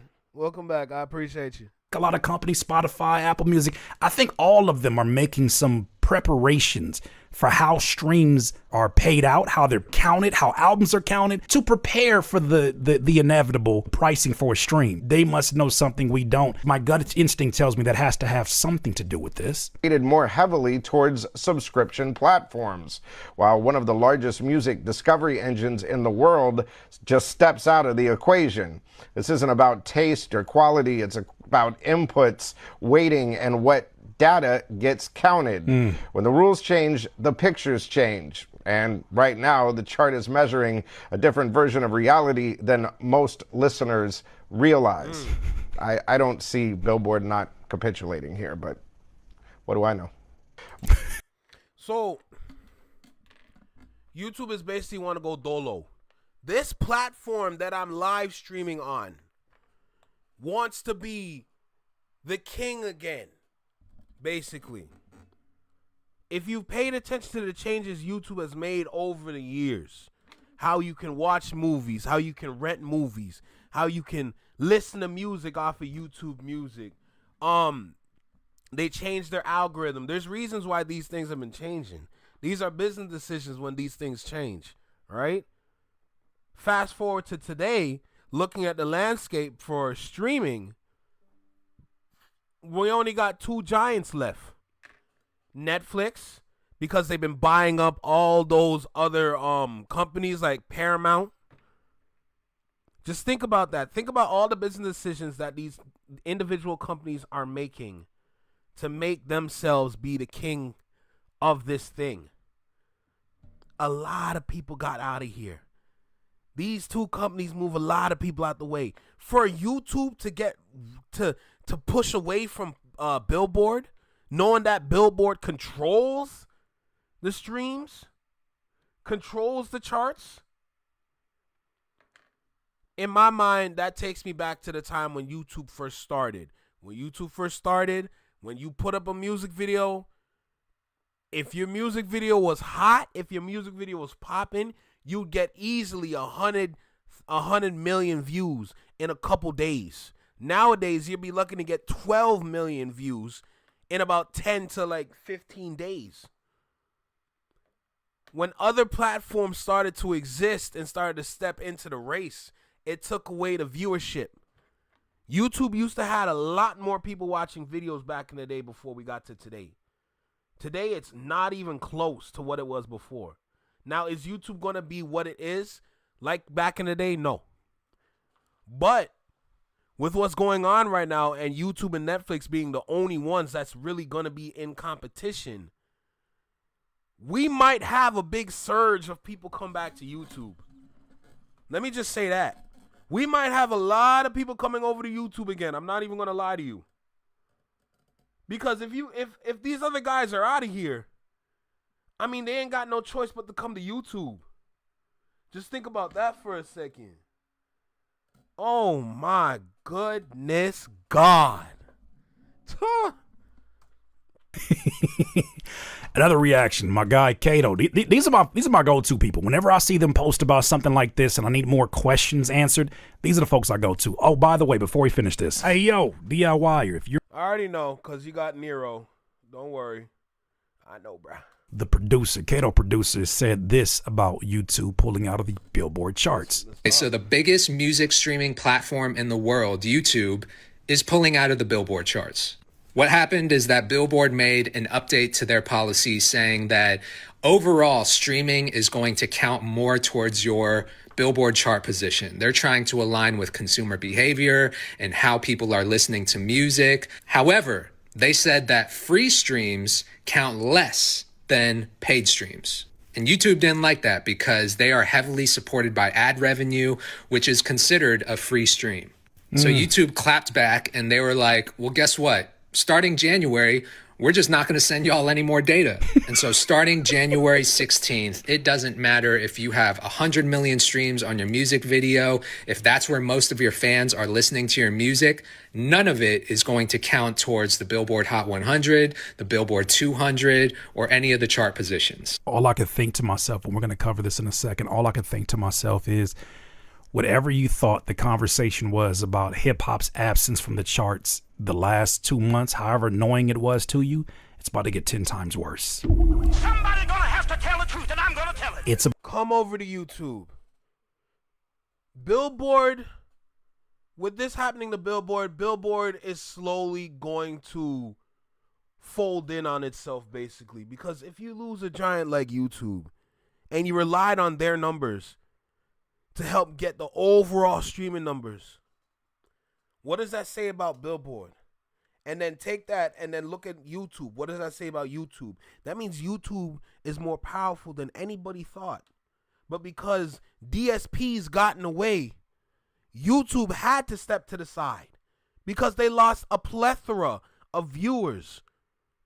That's why they continued to change the landscape in YouTube, because they were losing viewers the whole time. But with this happening right here, this is going to make YouTube regain viewers again, because now they don't need them, because they realize your superpower is getting neutralized and we can only watch in silence. Shout out Kendrick.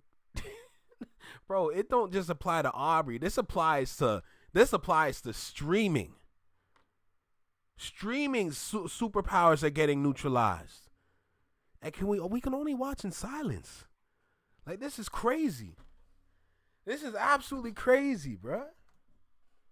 About to get 10 times worse. In the era of AI music, in the era of this new resurgence of country music. Funny enough, that's when the streaming changes take effect, around January 16th or January 17th. So that's interesting in itself, Malcolm. In the forefront, I think we're going to see a whole lot of doctoring and a whole lot of custom placement of the names that are paying for the most ad space to be there.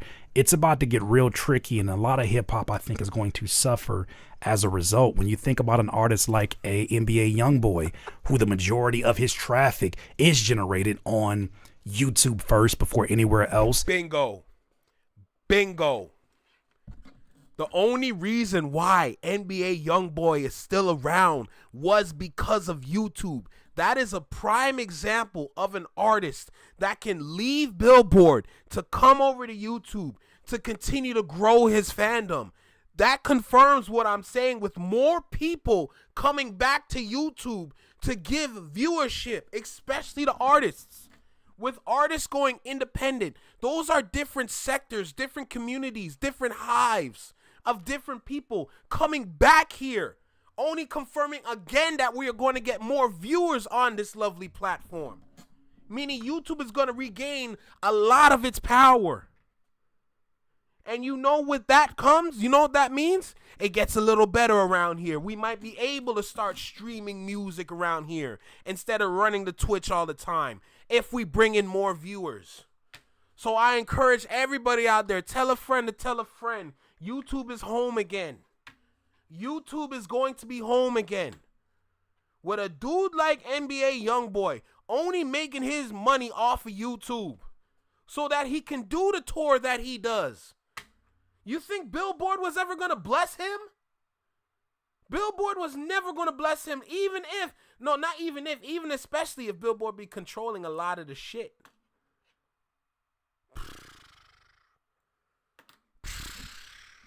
Bruh. He can do millions and millions of streams, and now that's not going to be represented properly because it's considered a free stream on YouTube if it wasn't through the rules, the new rules that Billboard set, that artist suffers first. So you got a lot of artists that you see in the charts that you're just not going to see anymore because they put so much of their energy into YouTube first, which makes sense because YouTube, I think this year surpassed the viewership of Netflix. It was somewhere, I think YouTube TV, one of those had surpassed that of Netflix. Like, I don't even watch cable anymore. Right? YouTube surpassed Netflix. YouTube surpassed Netflix.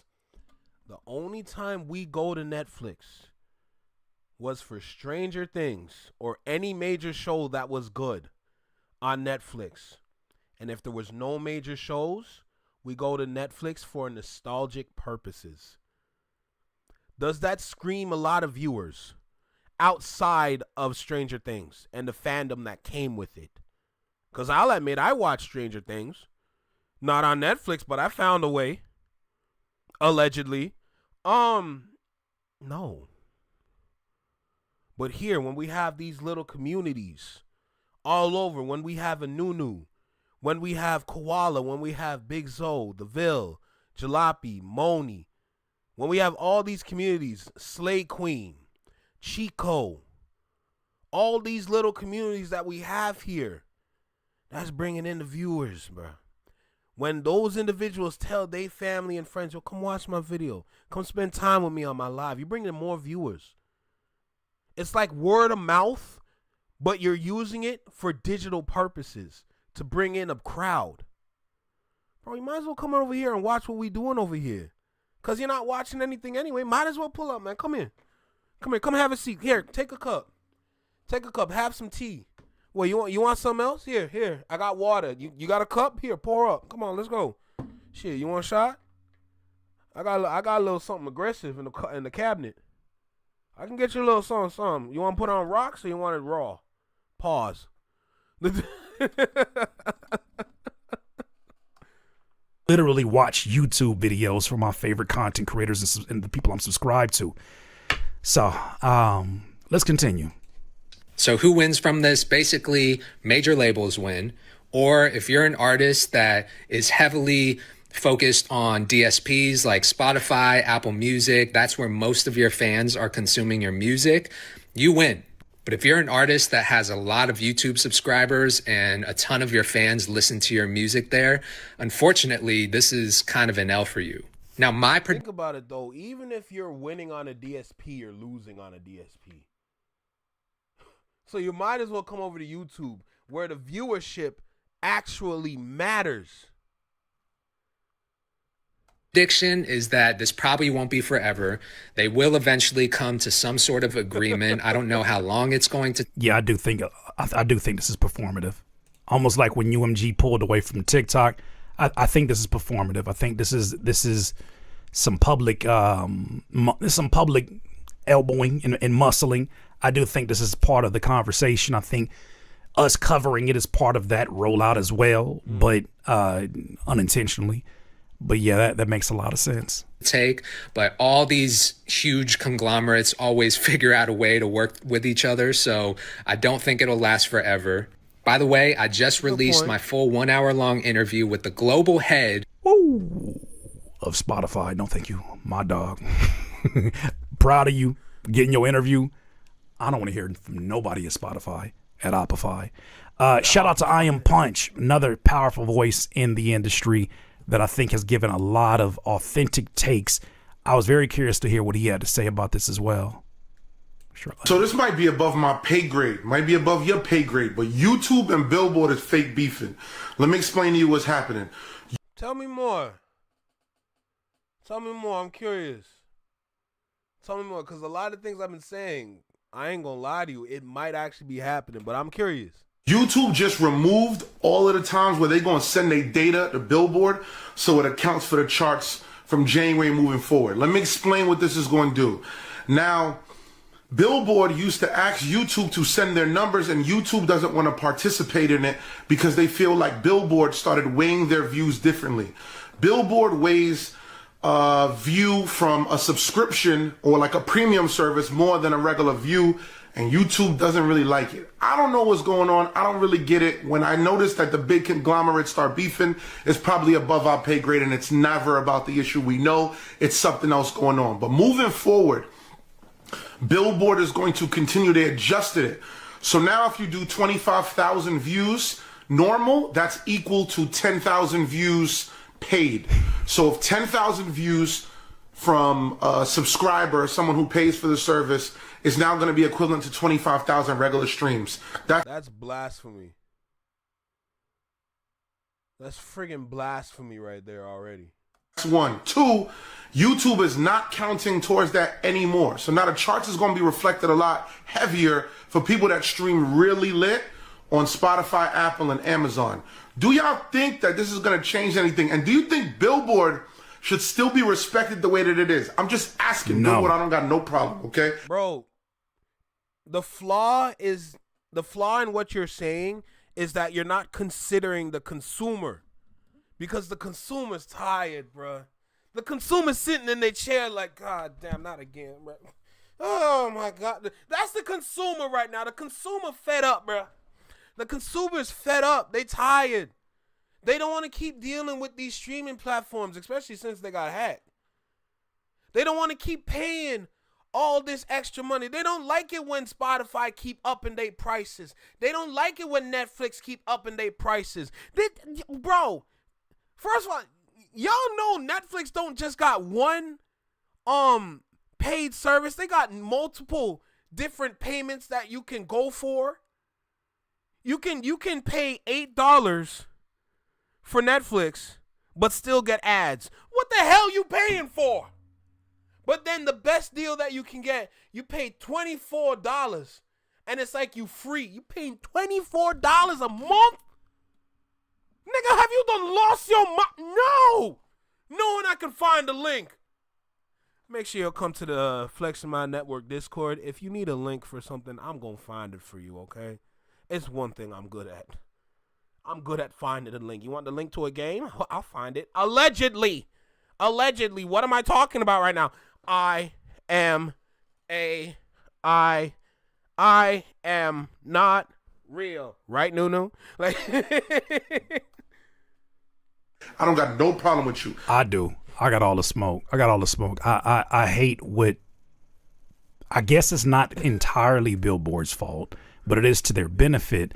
I hate how much of the conversation shifted over to Billboard being some kind of validating bar or validating voice for hip hop. Like, that's the part that I never understood.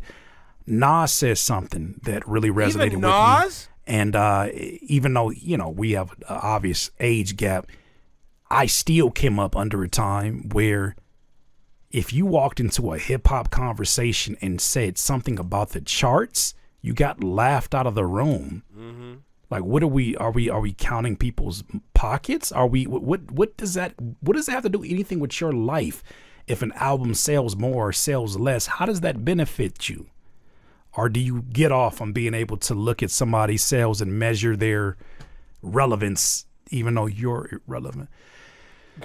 Shout out to Baby Exim. He reposted this from the Joe Budden interview that he had with DJ Premier and Nas recently. And he said, next time someone brings up Billboard and charts in an argument about hip hop, just reply with this video. Listen to what Nas had to say.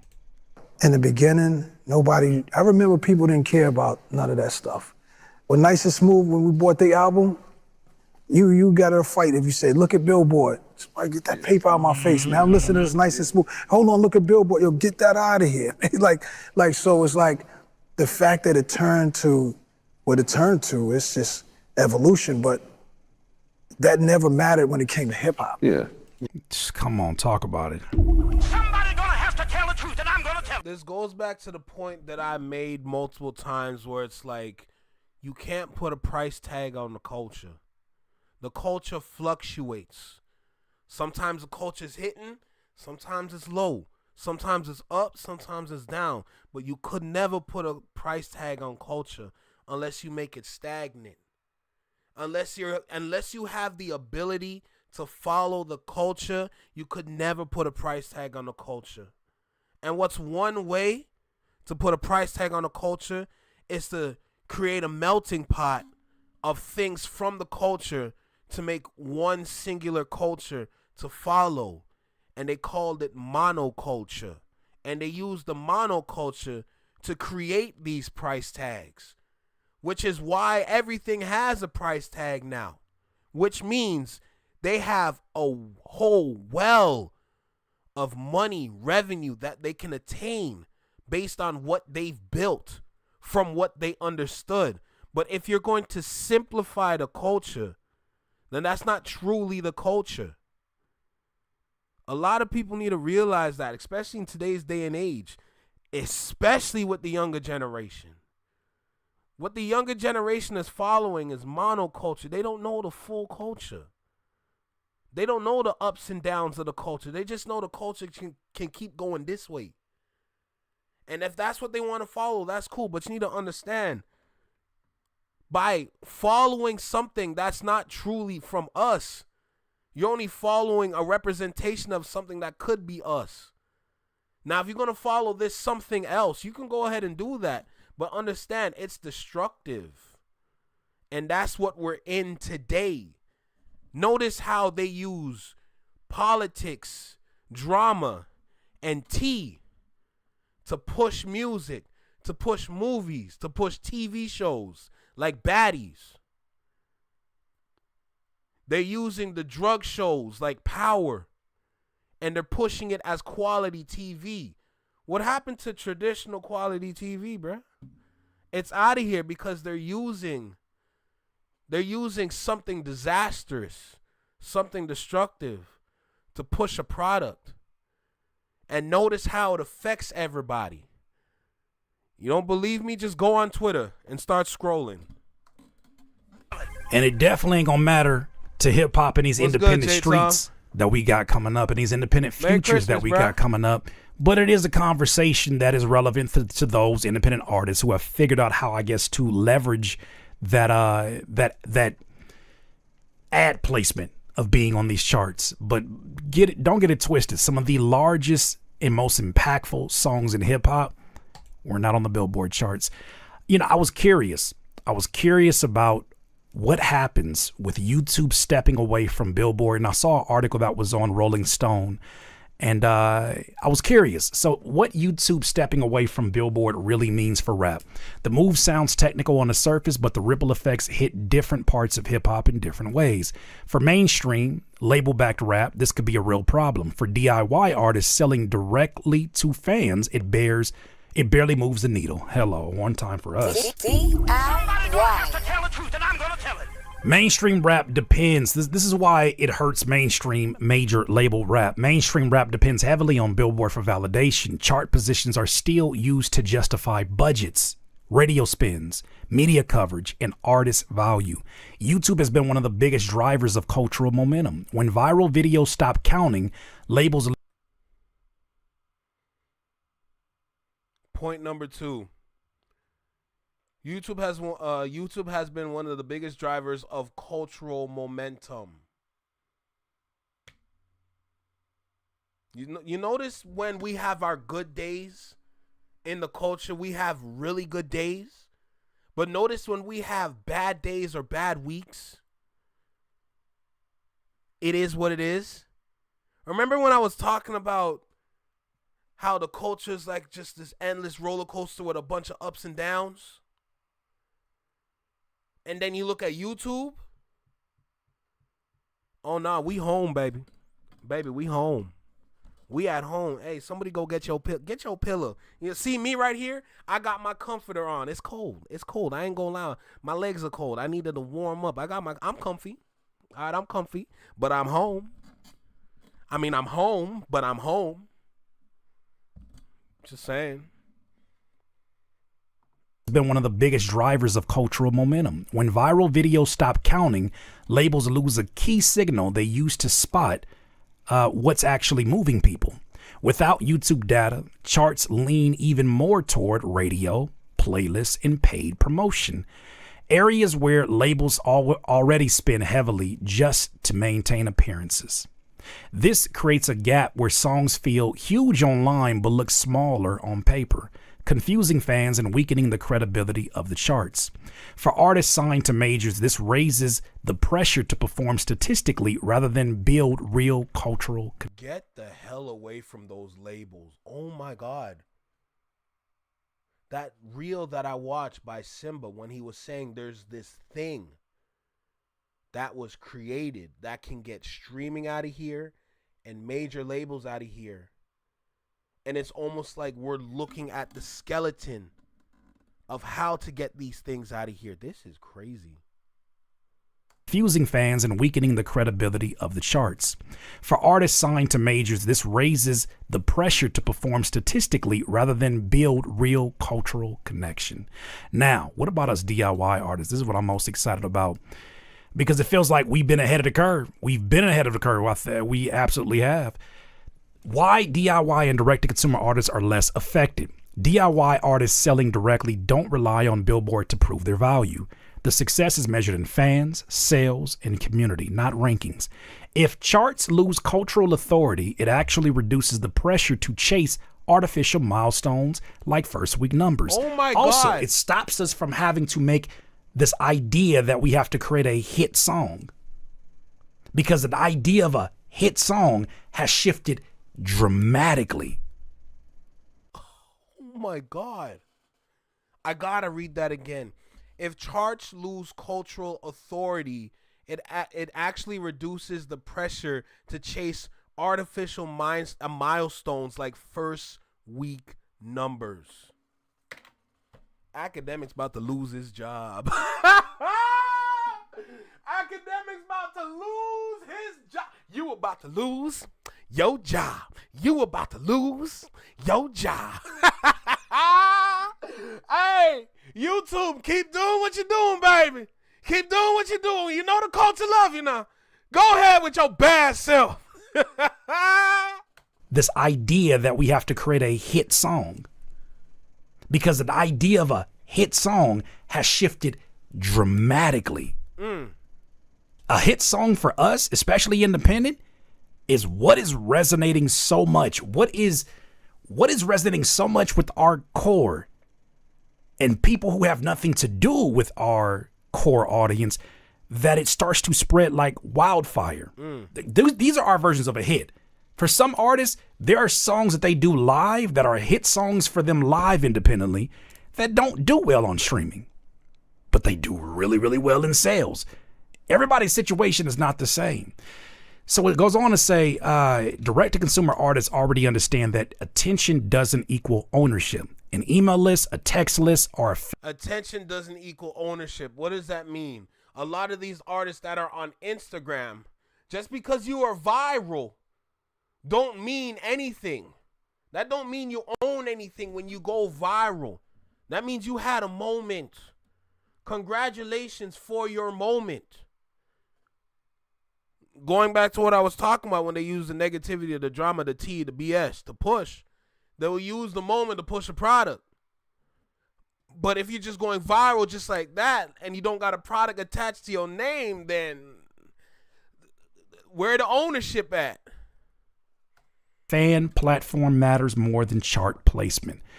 This shift reinforces the idea that real leverage comes from audience trust, not institutional approval. For independent rappers, this is less a loss and more a reminder that they were never building their careers on Billboard in the first place. Somebody gonna have to tell the truth, and I'm gonna tell it. Bottom line, the change threatens the old system that mainstream rappers still depend on, while quietly validating the independent, direct-to-fan paths many DIY artists have already chosen. The future is independent DIYers. The future is DIY. All these companies that have moved in these directions, I've given these examples before, whether it's Nintendo breaking from E3 to do their own conferences, whether it's Amazon choosing to go directly with their movie theaters, their Amazon originals instead of even Amazon. Yo, Gregory Johnson, I think this is your first time here, bro. Yo, first of all, Merry Christmas, Happy Holidays, and welcome to the Flex Your Mind Network, bro. I don't think I've ever seen you in the chat before, unless you've been in the shadows. But either way, we appreciate you. and this has been very early in the process, it's nothing new, but even Amazon having Amazon Basics and you being able to get their batteries as opposed to Energizers cheaper. Them having their own XLR cables. I bought a few Amazon XLR cables. So with that said, we've been ahead of the curve. And sometimes it can drive you absolutely crazy when you're that ahead, but we've been that. DIYers, those are my thoughts. It's really easy to look at this and feel like it's a nothing burger, or it's really easy to look at this and say, it's even more reason to get your website ready, get your Bandcamp ready, and talk to the people that you actually can hear from. These are my thoughts, DIYers. You let me know what you're thinking. DIY. One thing I gotta say though is I'm not really split, because there's definitely opportunities for Toronto artists. So when I look at this kind of information, I look at the artists here in Toronto, I'm just thinking, you got a couple pathways that you can go down, but there's two main pathways that I'm looking at. You can still go industry route. As long as you know how to navigate the industry, you will have no problems, but you got to know the lay of the land before you even enter. You can still go to industry, or you can create and start to build your DIY journey as an artist. It's still going to take a lot of learning. These pathways are not easy. There's a lot that you must know to even start walking down these pathways. But I believe a lot of Toronto artists here can start to make that journey, regardless of which way they want to go. I only provided 2 examples, but there are still other examples about how to push your music and how to make money off your music. So, either way, this video was very knowledgeable. This video was very knowledgeable, bro. Oh my God, this was phenomenal. Goodness gracious. Final thoughts. If you're on YouTube, stay on YouTube.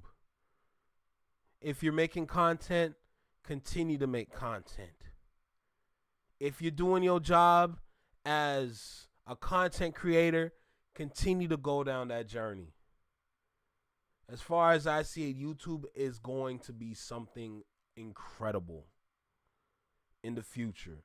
As long as they remember, they gotta bless their content creators. When they evolve, we gotta have a little evolution.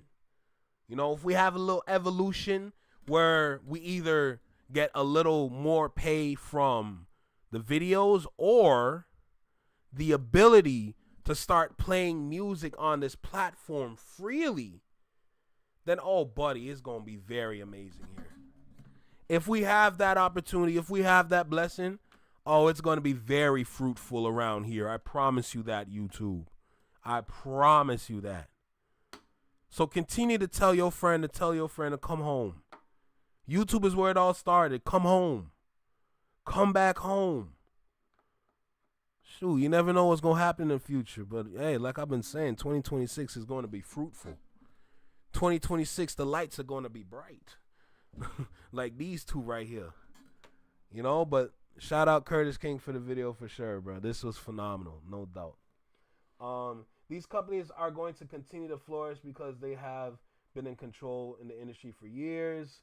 I don't think Billboard is going to continue to flourish like that, if I'm going to be super honest. Yeah, but that's pretty much it for this video. Incredible watch, though. That's for sure. Goddamn.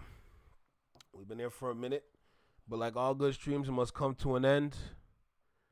Let's end off on a high note. That was the last video. We're just going to watch the Avengers Doomsday trailer together. I haven't seen it yet. If you already seen it, that's great. I have no idea what to expect. And you know what? Let me record this just in case. Just in case. I didn't really see anybody talk about it super heavily, but I'll record it just in case, because you never know, right? So we got Avengers Doomsday trailer in front of us. Apparently Chris Evans is going to show his face. 2026 is going to be when the movie comes out. I need this movie. This Doomsday-ish looks serious. They have Iron Man as Dr. Doom. I don't know how, but hey, We got Dr. Doom. So I'm in my comic book nerd bag. All right, shout out Cosmic Wonder for putting me on game with all the videos that I watch. Let's go ahead and dive in. Like, comment, share, subscribe. Let's go, bro. Let's go.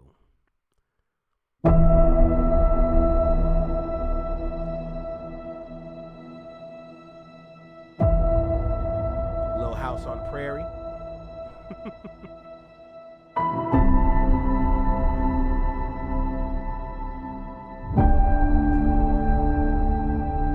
No way they have Captain America again, bro.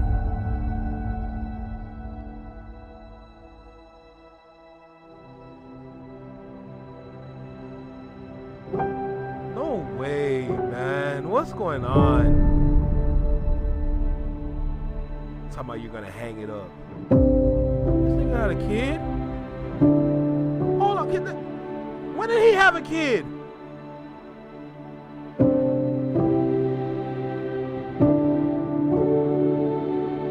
This man done time travel to beat the dog biscuits out them treats.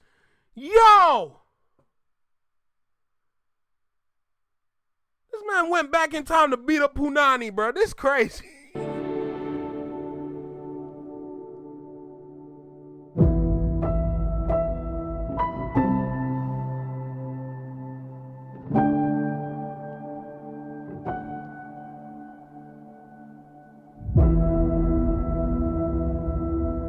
God, December 18th? Oh, now y'all want to start a countdown.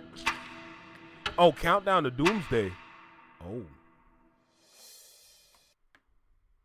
Well, I'm here for it, bro.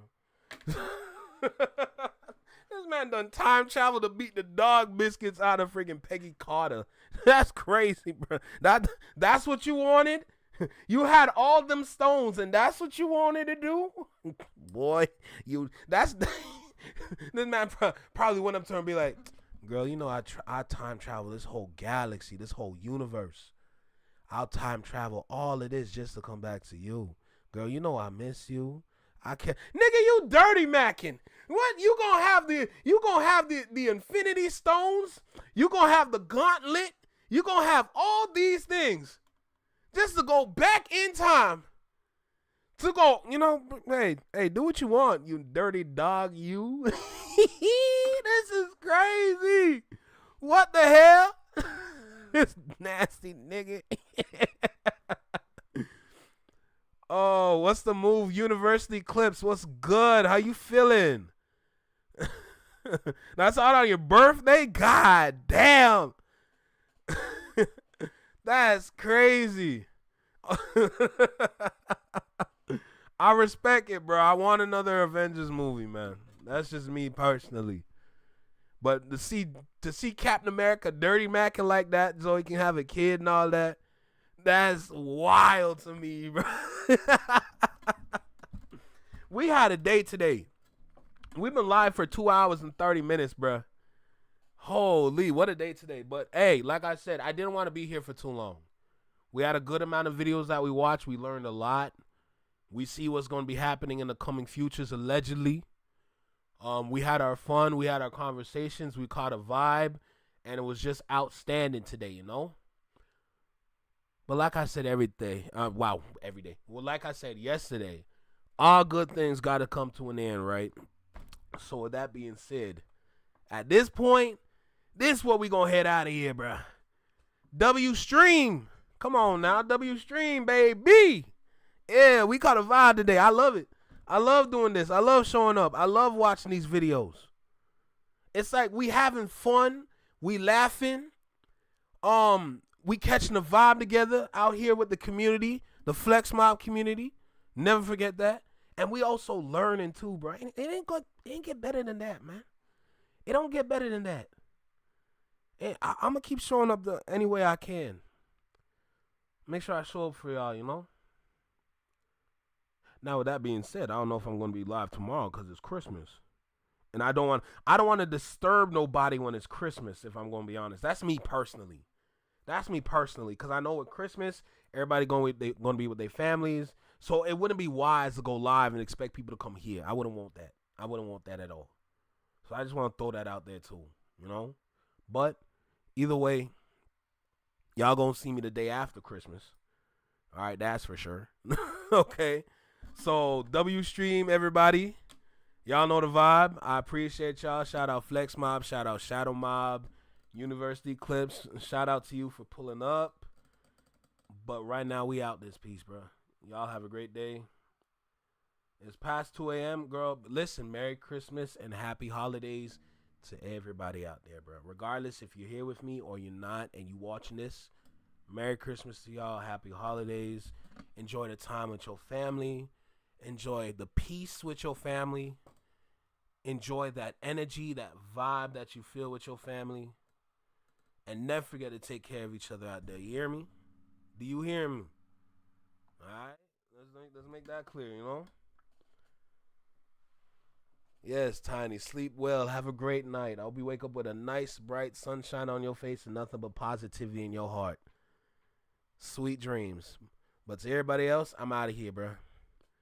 Take care. Be well. Be safe. Stay true. Be you. Live long. And long live. Peace. And Merry Christmas, everybody.